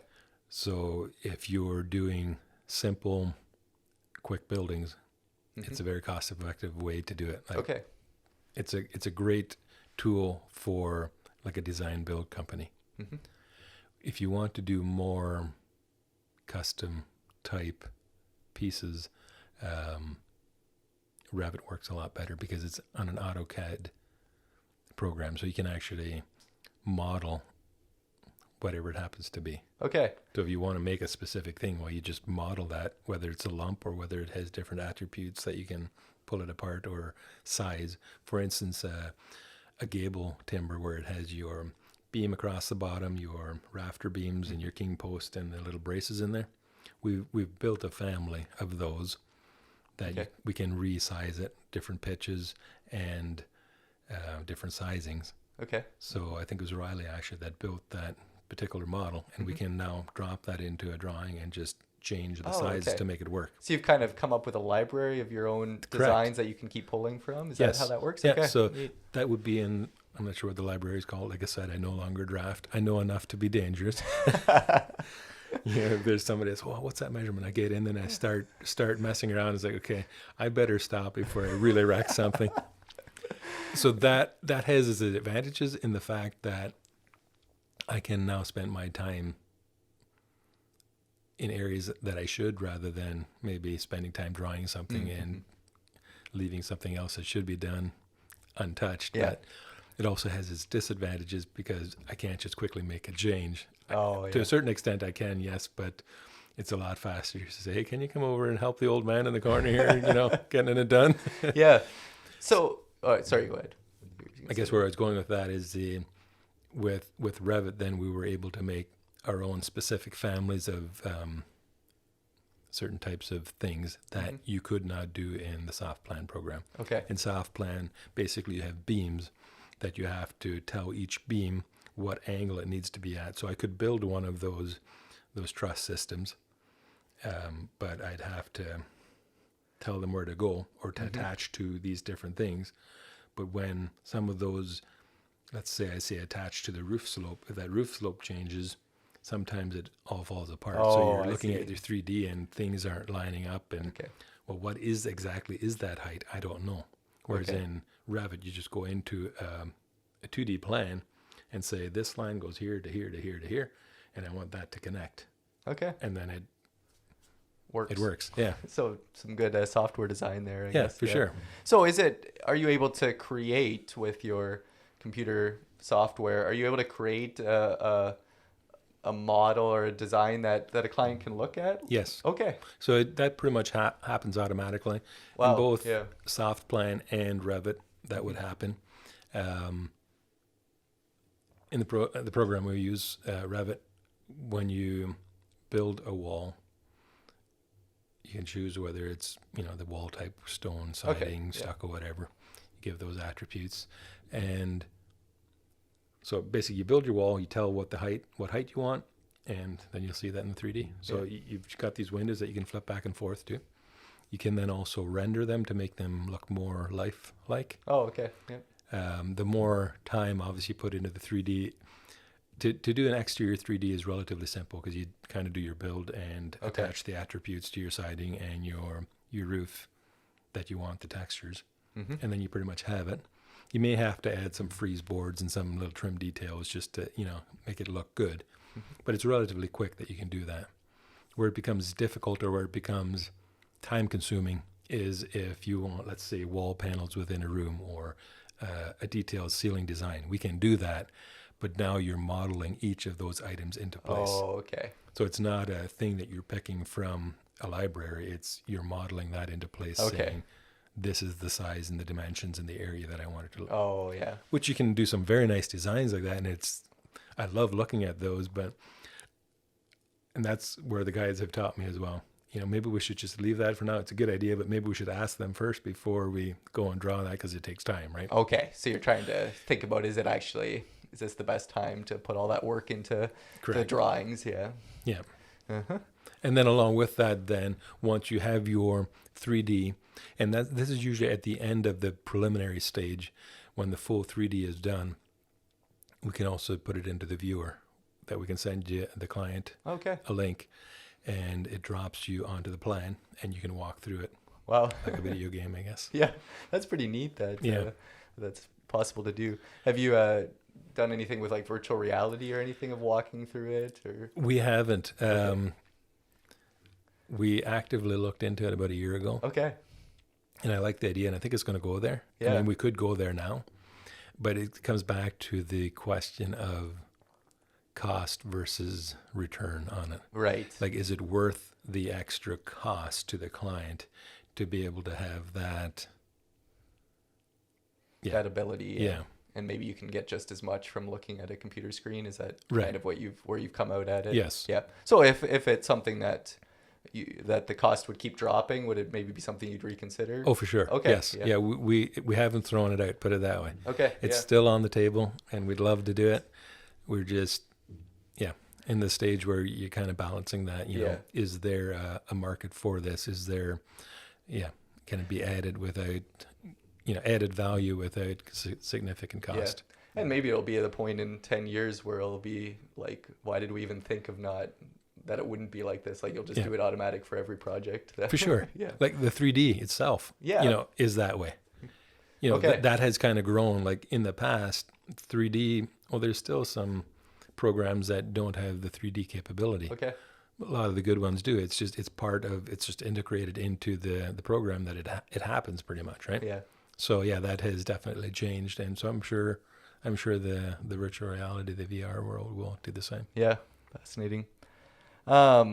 This is still kind of on the technology side of things, but maybe more. I'm curious if there's new technologies that come in as far as buildings that you build. Is that something that's always changing that you're thinking about, or so can you talk to any of that? Yeah, when I saw that question, I was like, yeah, we're not SpaceX. But there is some, I guess it's more features likely. Okay. In homes. Well, there's also technology as in, the science of building is always improving. Okay. Yep. But when I think of cutting edge technology, I think of the electronic world, right? Mm-hmm. So nothing real out there, but I just came up with a list of features that we have done that that are cool. Love to hear them. Yeah. So there's one that we did where the client had a tree in the area where he wanted to do his addition, and he had a tree removal guy come in to take the tree down. Mm-hmm. And when it went over, part of the root ball came up with it. Okay. And he looked at that and said, "That's cool. We need to use this." So he ended up getting the timber frame guy in, and they took this whole tree and took it back to the log yard, and he washed down the root ball, stripped the log, and basically dried it, and then they used that in the stairwell. So they put it in the center of the stairwell. Okay. He cut most of the root ball off, and he saved it. Imagine how a root ball looks, all gnarly, right? Yeah. So he's going to use that in his home as design aspects for whatever it happens to be. Okay. The one he was thinking maybe making a tree house for his son in the corner of his bedroom and just use these roots as part of, kind of a house elf type of home. Oh, okay. Yep. I'm kind of thinking Hobbit maybe. Okay. And, root ball parts. But this tree then, they put it in the center of their staircase, and it goes from the basement all the way up to the ceiling in the second floor. Okay. And the stair just goes around it. So it's a spiral staircase? It's not spiral. Okay. It's landings, but it goes around, So I think from the basement to the main floor, 2 or 3 flights. Okay, yep. To landings, and then the same to the second floor. So on the second floor, when you're looking over the balcony to below, it's just this tree that's growing out of the basement. So I thought that was kind of cool. Yeah. Same staircase, he is doing some LED lights on the treads that have sensors. So as you're walking down, the treads light up. Okay. And as you pass, they go off behind you. So it's just kind of this trail of lights that turns on and off as you go up and down your stairs. So it senses cool. that you're walking on it, or yes. Okay. So each tread has a low voltage wire that Okay. And there's a sensor at the top and bottom, and I'm not sure how it all works, but I thought it was a cool thing. Yeah, that's great. Nothing that we're involved with, but it's a cool thing that they had in their home. Mm-hmm. The other items, stones. I know we did a farmhouse where they had a stone pile, and they actually brought some stones from a historical family farm. Oh, okay. And incorporated that into the stone wall of their addition. Mm-hmm. It's kind of a nostalgia, I guess. Yeah, that's neat. Barn beams, reclaimed barn beams. Oh, yeah. We did a reclaimed cabinets out of an old kitchen, and they took parts of the cabinet doors and reintegrated it into their cabinet design. Okay. Just to try to keep some of that old century home feel in part of the new cabinets. So a lot of cool things that we've been a part of. Mm-hmm. One lady went onto eBay and got all of her kitchen hardware just old antique hardware Okay. for her eclectic kitchen, and it looked great. Nice. It was a lot of work, but it looked good. So did you design it in to make it look good? Yeah. Yeah, just kind of, yeah. It was an interesting job. That's neat. Yeah. And I guess the latest thing that we're excited about, I'm not sure if the ordinary folk would be, but and contractors as well. We've got Tyvek paper for our printer, so keeps the blueprints from getting soggy out in the weather, the mud and the rain, and you don't really think of that, but yeah, we got Tyvek paper for our printer, so they can have a pristine piece of paper no matter what time of year it is. Nice. So before, if they had it out in the rain, you'd have to print out some new ones, or what? Yeah, either print out new ones, or sometimes they got them laminated just to keep them safe. But with the Tyvek paper, it kind of cuts that step out. So yeah, it was just, I think a month or two ago, we had caught on that we could get that. And we're like, hey, this is great. So coming into that season, I guess. So. Yeah, very good. Yeah, anything else that you wanted to say on projects before we talk about some of the design that you've done? No, I think that pretty much covers it. All right. So yeah, I don't know, maybe you've talked about some of these things already, but what are the main goals that you try to accomplish when you're beginning a design and trying to make a good design? Yeah, I think we covered a wee bit of this, but I think the biggest or the first goal is to understand what it is that the client wants. Mm-hmm. Like I mentioned before, they may say we need a second story addition or we need addition at the side. Yep. And maybe they do, maybe they don't. What I try to do, what is it that you're trying to accomplish? Yeah. What is the space that you'd like to have, or what is it that you're missing in your home right now? And that might mean an addition, or it may mean just rearranging what you already have. Okay. And sometimes the rearranging is more cost effective, but sometimes small addition is more cost effective because you're not really getting into the existing bones of the home. You can kind of just do something off the side, and it may be a larger home in the end, but cost-wise, it's better. Okay. And I would say I like to have a difficult time doing that because I think some of the rules that I've kind of built into my mind is to be efficient with the space that you have. So why would you build on the side if you've got this room up here that you never use? Why can't we design our home better so that this unused area becomes more used? Okay, yeah. But like I say, sometimes it is still more cost effective just to put the addition on where you need it rather than renovating that whole area to make use of what you have. So yeah, there's kind of sometimes that's difficult to answer. Okay. Because you don't know what you're all getting into in an existing home. Like, what is behind this drywall? We don't know. Okay. We can look at, there's a register there, and there's a bulkhead there, so therefore there's likely a duct in between there. Mm-hmm. And obviously with more experience, I'll see a lot more of that up front. Just from looking at it at the room. Correct. Yeah. Mm-hmm.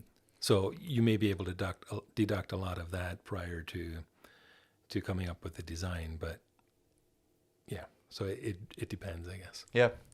Well, I mean, maybe you can still talk a little bit about what your goals are, but what are, along with that, what are some of the elements? Like what are some of those things that are needed for good architectural design?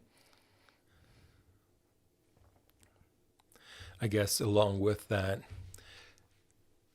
and it's kind of a combination of a number of things.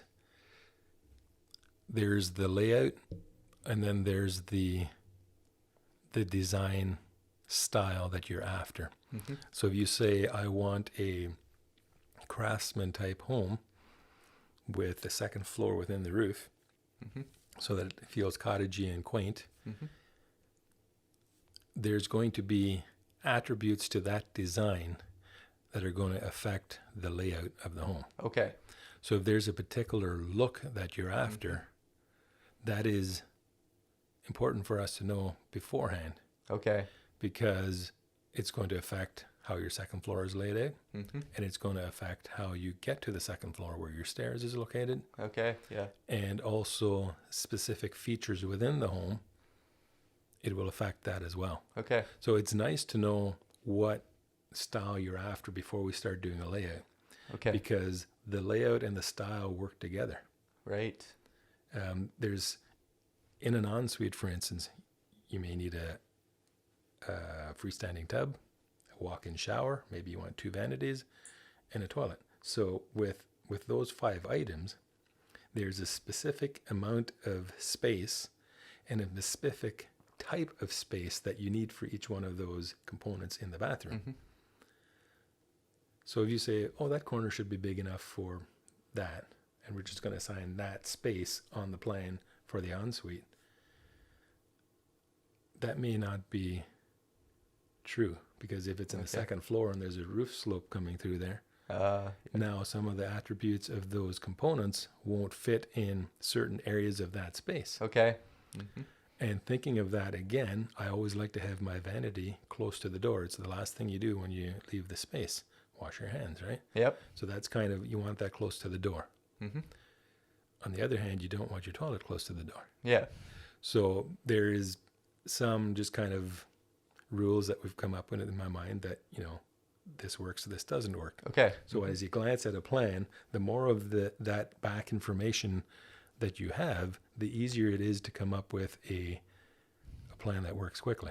Okay. Mm-hmm. And that's, again, when back to the conversation we had before about clients coming in with their layout, and you look at it and say, yeah, you got all your components, but the order that they're in, they don't flow nice. Mm-hmm. Like when I look at a plan, I look at spaces and roadways, if you want to call it that, mm-hmm. around those spaces. So you've got your walking spaces, and then you've got your areas of whether it is your living room where you seat, your dining room where you're sitting, or your kitchen where there's your workspace. Mm-hmm. And how does the traffic flow in the home? Does it flow through your workspace, or does it flow around it? Oh, okay. Yeah. And then also to make that flow, those roadways, as I call them, you don't want them to be specifically hallways. Because if it's specifically a hallway, the only thing it is good for is a place to walk. Right. Yeah. If it's at an edge of a room, now that can also be a part of your room. Yeah. You need sufficient space to get past your furniture, mm-hmm. but you can squeeze that. So if your couch is within, 30 inches of a wall, depending on how it's laid out, that feels like a lot of room. Mm-hmm. But if you have a 30-inch hallway, that's not going to cut it. Right. Yeah. So that's a way that you can integrate a hallway into another space, mm-hmm. and save some space. Okay. Yeah. So there's things like that we're looking at all the time. Mm-hmm. And if you don't think of those items, your floor plan just gets out of hand fast as far as square footage goes. I see. So these are ways that you can kind of actually maximize the area that you have, make a comfortable space, by not having to use as much space. That's right. One of the goals that you have there. Yeah. Yeah. Very Even good. pantries. Pantries are a real good example of that. Walk-in pantries. Oh, that's great. I have a walk-in pantry. But in a walk-in pantry, about half of that pantry may be the part where you walk in. Right. The actual storage space could be exactly the same if you do a closet-type pantry where you're standing in the room, uh-huh. and you open up a double door and you got a pantry there. Right. You got the same amount of storage space, but you're not wasting that little walkway. Oh, yeah. It's got 2 purposes now. It's not just a walkway in the pantry. It is also a part of that room that it's in. Yeah. Well, so little things like that can gain you a little bit of space. And help. If you do that throughout the home, then it helps in the end, I guess, to keep everything a little more efficient. Yeah. Efficient, and also the next part of that then is to keep it comfortable. Okay. Mm-hmm. For instance, when I walked into here, we come down a hall to where your bedroom area is. Right. It's laid out well. The bedroom and the bathroom is close together. Mm-hmm. The main house is off to the side. If you have, a rec room, this is very a spot where you can really look at this a lot, is if in a rec room you have 3 doors coming off one wall going directly into the rec room. So you have a bedroom, mm-hmm. a bathroom, and a bedroom. And those 3 doors come into a rec room area. Okay. So let's say you're having a party, mm-hmm. with your friends, and your younger siblings go off to bed. Well, they're just across that wall. And if they need to come out that door to go into the bathroom, well, they're in the common area. Yeah, yeah. So a very easy way to do that is to a little hallway in there. So you got your 2 bedrooms and your bathroom. Your bathroom's smaller than your bedrooms. Then you've got this little hall in between and an archway going out into your rec room. Oh, okay. So it kind of separates the space. Mm-hmm. So yeah, we created a hallway, and it's just simply a hallway. So we're losing that square footage. But what we've done is we've separated the space. Yep. So we've made the bedroom and the bathroom space more comfortable and also off to its own. It seems like it's more on its own, but it's located in the house in the exact same spot. Yeah. But it just feels more comfortable when you're in one space or the other. Yeah. And that, I mean, I was thinking about being a guest in a home too. Like, yes. I would prefer to be able to kind of leave the common area if I need to use the washroom or something like that. It's just more comfortable. Absolutely. Yeah. And those are little things that you don't necessarily think about, but in the whole picture of the plan, if there is specific things that a client says, we need to have this, the kitchen needs to have that view, but it also needs to be close to the mudroom.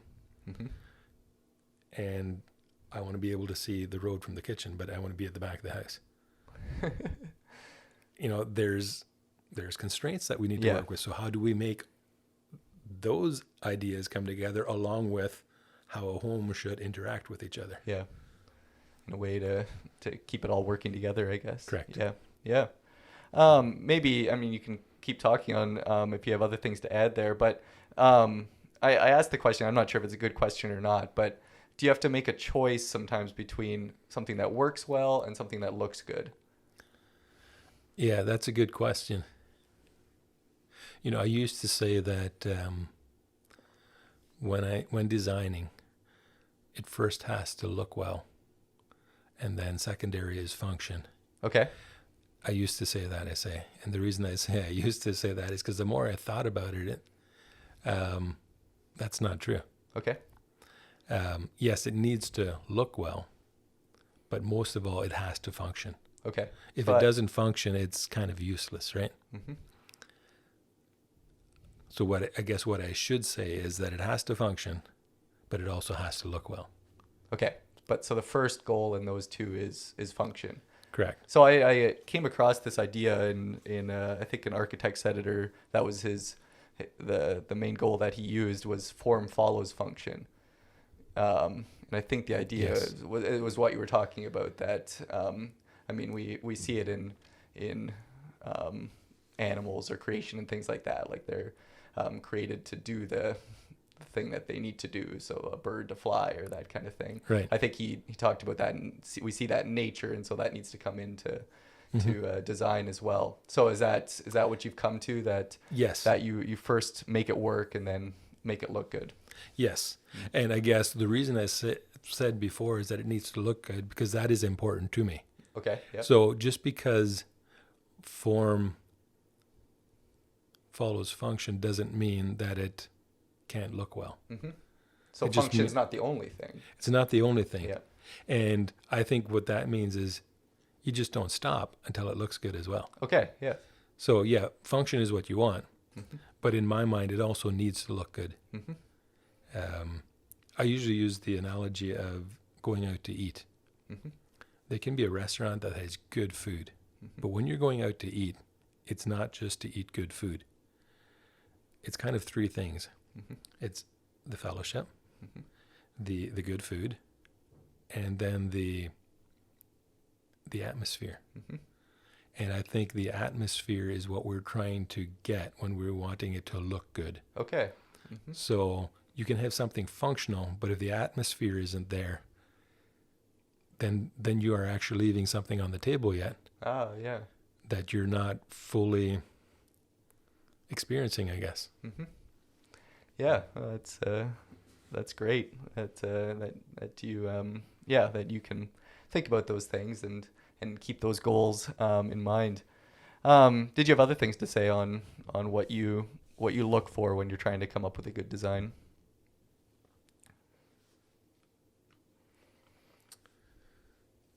Which question was that again? I was just kind of looking at section 5 here and just seeing if I've missed anything or anything that you wanted to say there.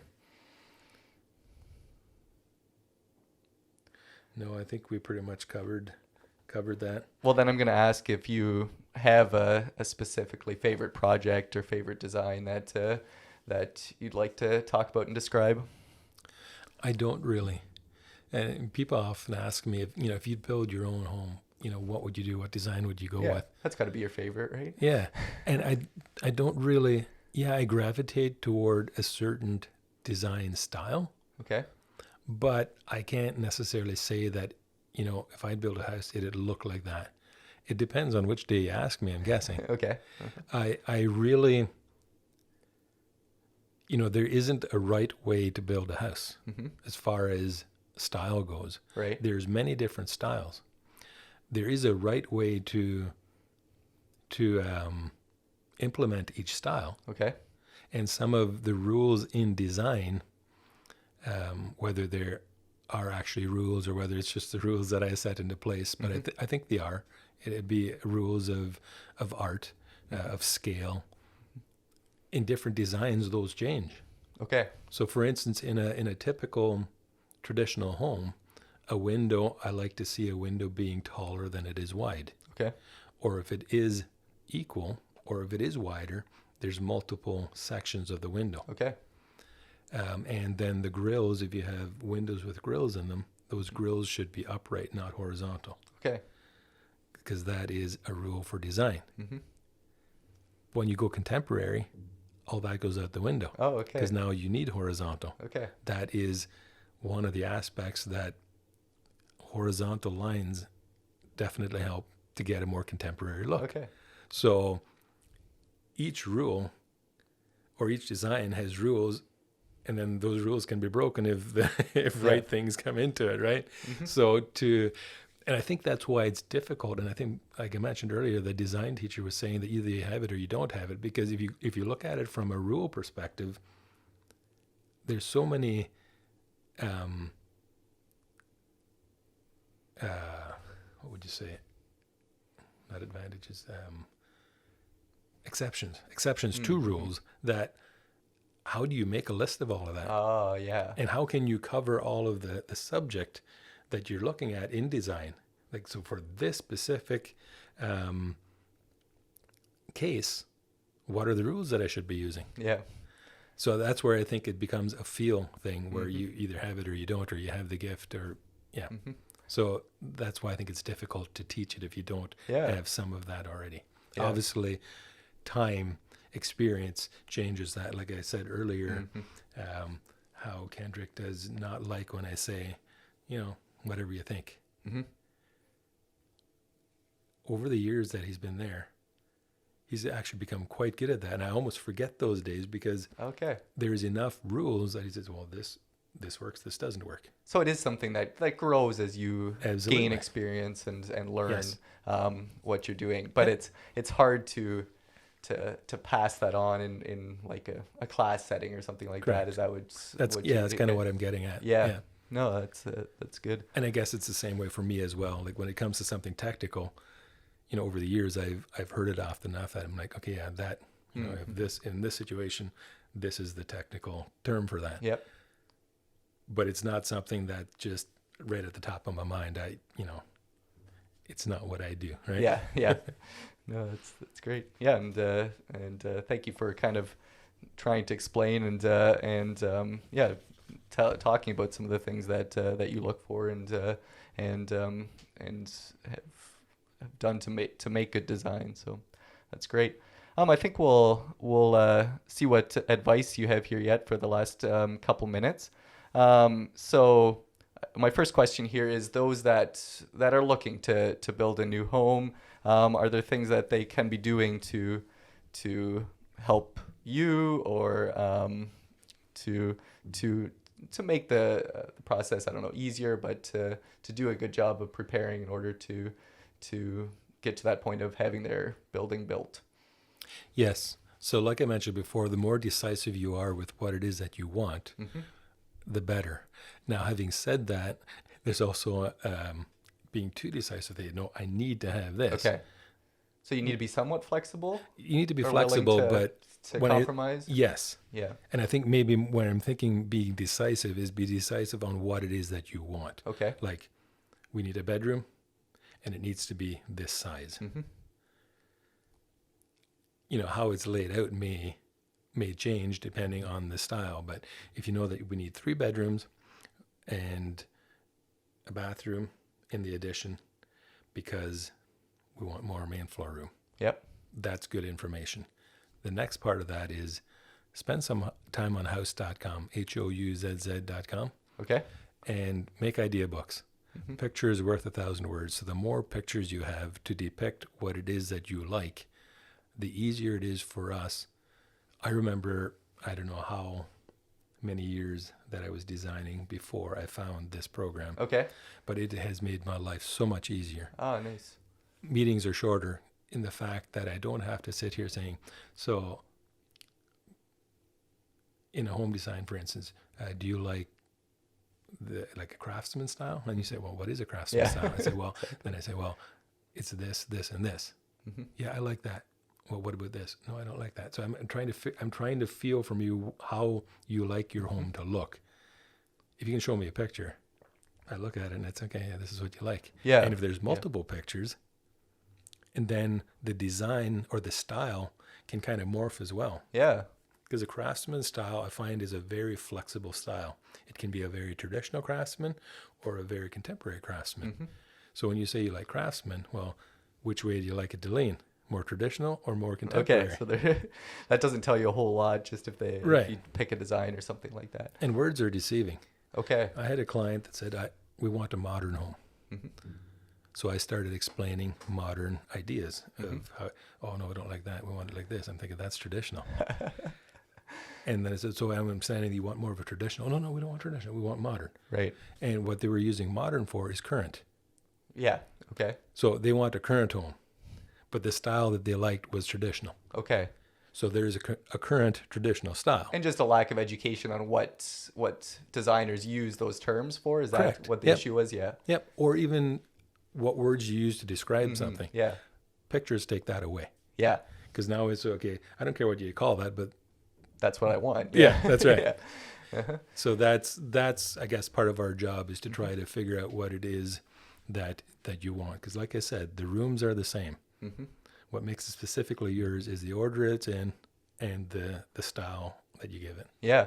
And I haven't been on the site that you're talking about. I'm going to check it out later. But if I'm a client, so I have no experience in designing a home. I've been in lots of homes, but I've never had one built or bought one. So I haven't taken much time to think about what I want in a home. So I'm guessing that if a client has spent time looking at different ideas and some of imagine some of the possibilities out there by looking at things that have already been done, that just helps them solidify and know what they want if they've spent time looking and thinking about, oh, do I like that? Don't I like that? I'm guessing that helps a lot. Absolutely. Yeah. Yes. Just basically to be able to pass that on. Mm-hmm. Along with that, I guess, on house, sometimes people look at their space and say, oh, this is similarly laid out to mine, so that could work. Okay. And I find that as a hindrance because the space isn't what it is now. Mm-hmm. It can be whatever you make it. Whatever you can imagine. That's right. So don't put yourself in a box, right? Okay. Yeah. So I usually tell clients, if you think, that's all far out, we won't be able to fit that in, maybe we won't. Put it on there anyway, because if that's what you want, if that's what you like, there may be other ways that we can get that look if we know that you really, you prefer that. Okay. Yeah. So just go nuts. And in-house, like when you create idea books, you can also put notes in with them. Okay. So you might say, I really like that, or do not do this. I don't like that, and have a picture of that, right? Okay. Yeah. And along with that, then, if they have maybe just pictures of the interior, but the style of the home, we say, okay, that's a contemporary style. Mm-hmm. Therefore, now we know it's really narrowed down how the outside's going to look. Because if you like that inside, well, the outside will like to be the same. Yeah. It doesn't have to be, but it likely will be. Yeah. Because you gravitate toward a certain design style. Mm-hmm. Yeah, no, that's great. Anything else that people should know if they're looking to have a home built? Spend the extra time in the design phase. Okay. If you say, time is adding up and it is costing, I realize that, or if you're on the edge to say, is it worth getting a designer involved. Maybe we'll just get the builder over and do it. Mm-hmm. And I think the builders would agree with me. When they're there, they want to build. Yeah. They don't want 5 guys standing around waiting until you decide, do we really want that? Is that going to work? We can do that in a 3D.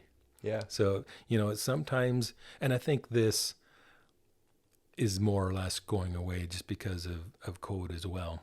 You need a professional designer to make your drawings. Mm-hmm.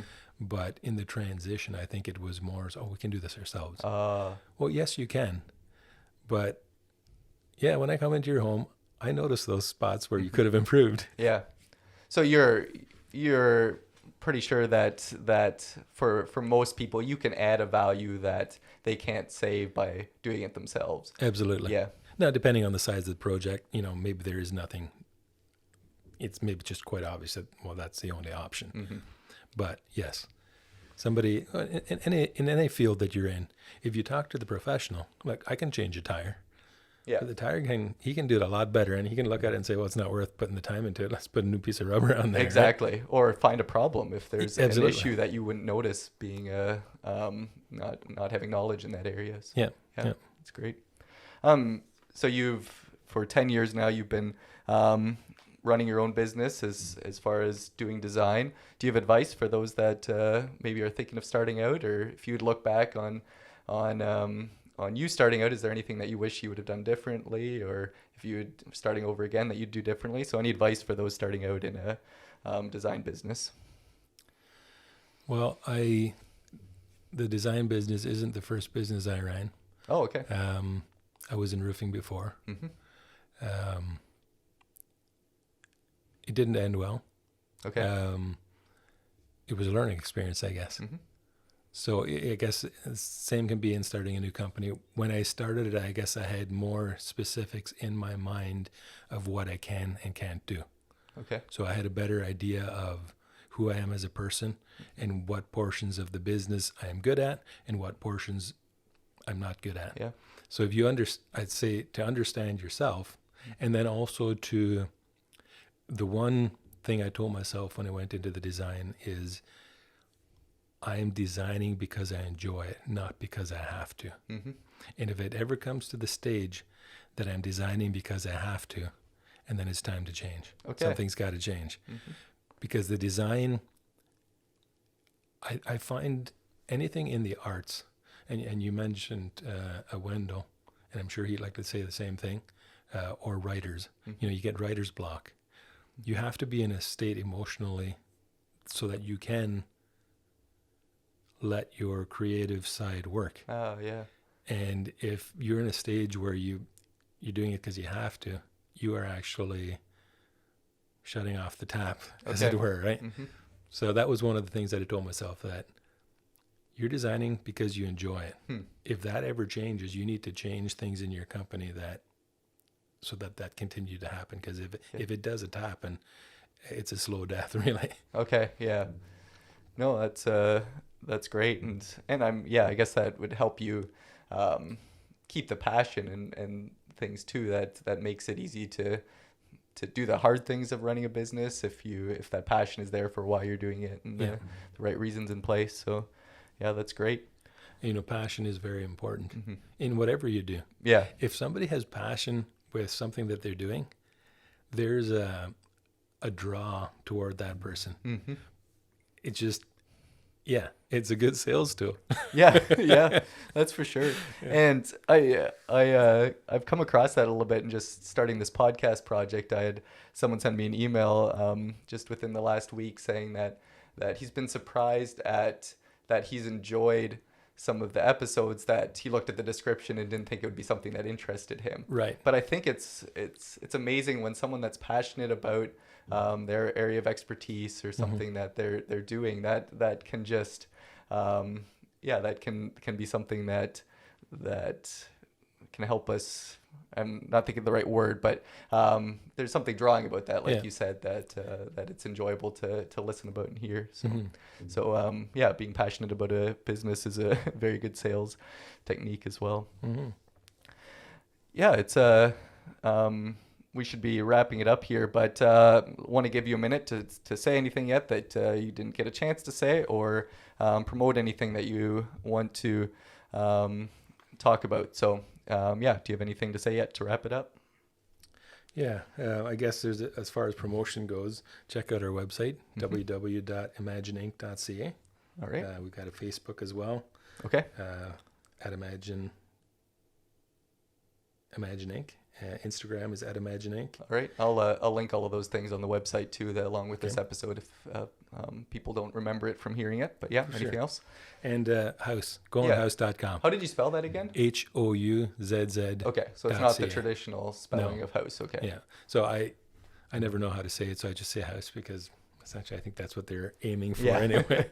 But it's a very good site, and it's our preferred platform for people to come to us with ideas. It's a very, it's very geared toward buildings. So it's and is it free to use? Yes. Okay. Yes. Yeah. And make your own idea book, and you can share the idea books with whomever you want. Yeah. So it's very, very helpful when it comes to the building trades. Professionals. But it sounds like a lot of fun, even if you're not looking to get absolutely building design. Yeah. Yeah. No, I sometimes when I tell my clients that, and they say, "Oh, you're going to regret saying to go on there. You're going to regret it. We'll be on there all the time, and you'll have this big list." I'm like, no, I don't care when you do it. When I'm ready to work at the job, the information will be there. We'll love it. So any time of day, night, whatever, go on there and add your ideas. So it's a good site. Well, that's great. And thank you so much for coming on the podcast and sharing your expertise with us.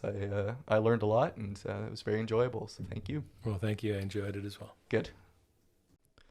Thank you, everyone, for listening, and thank you, Lester, for sharing your knowledge with us.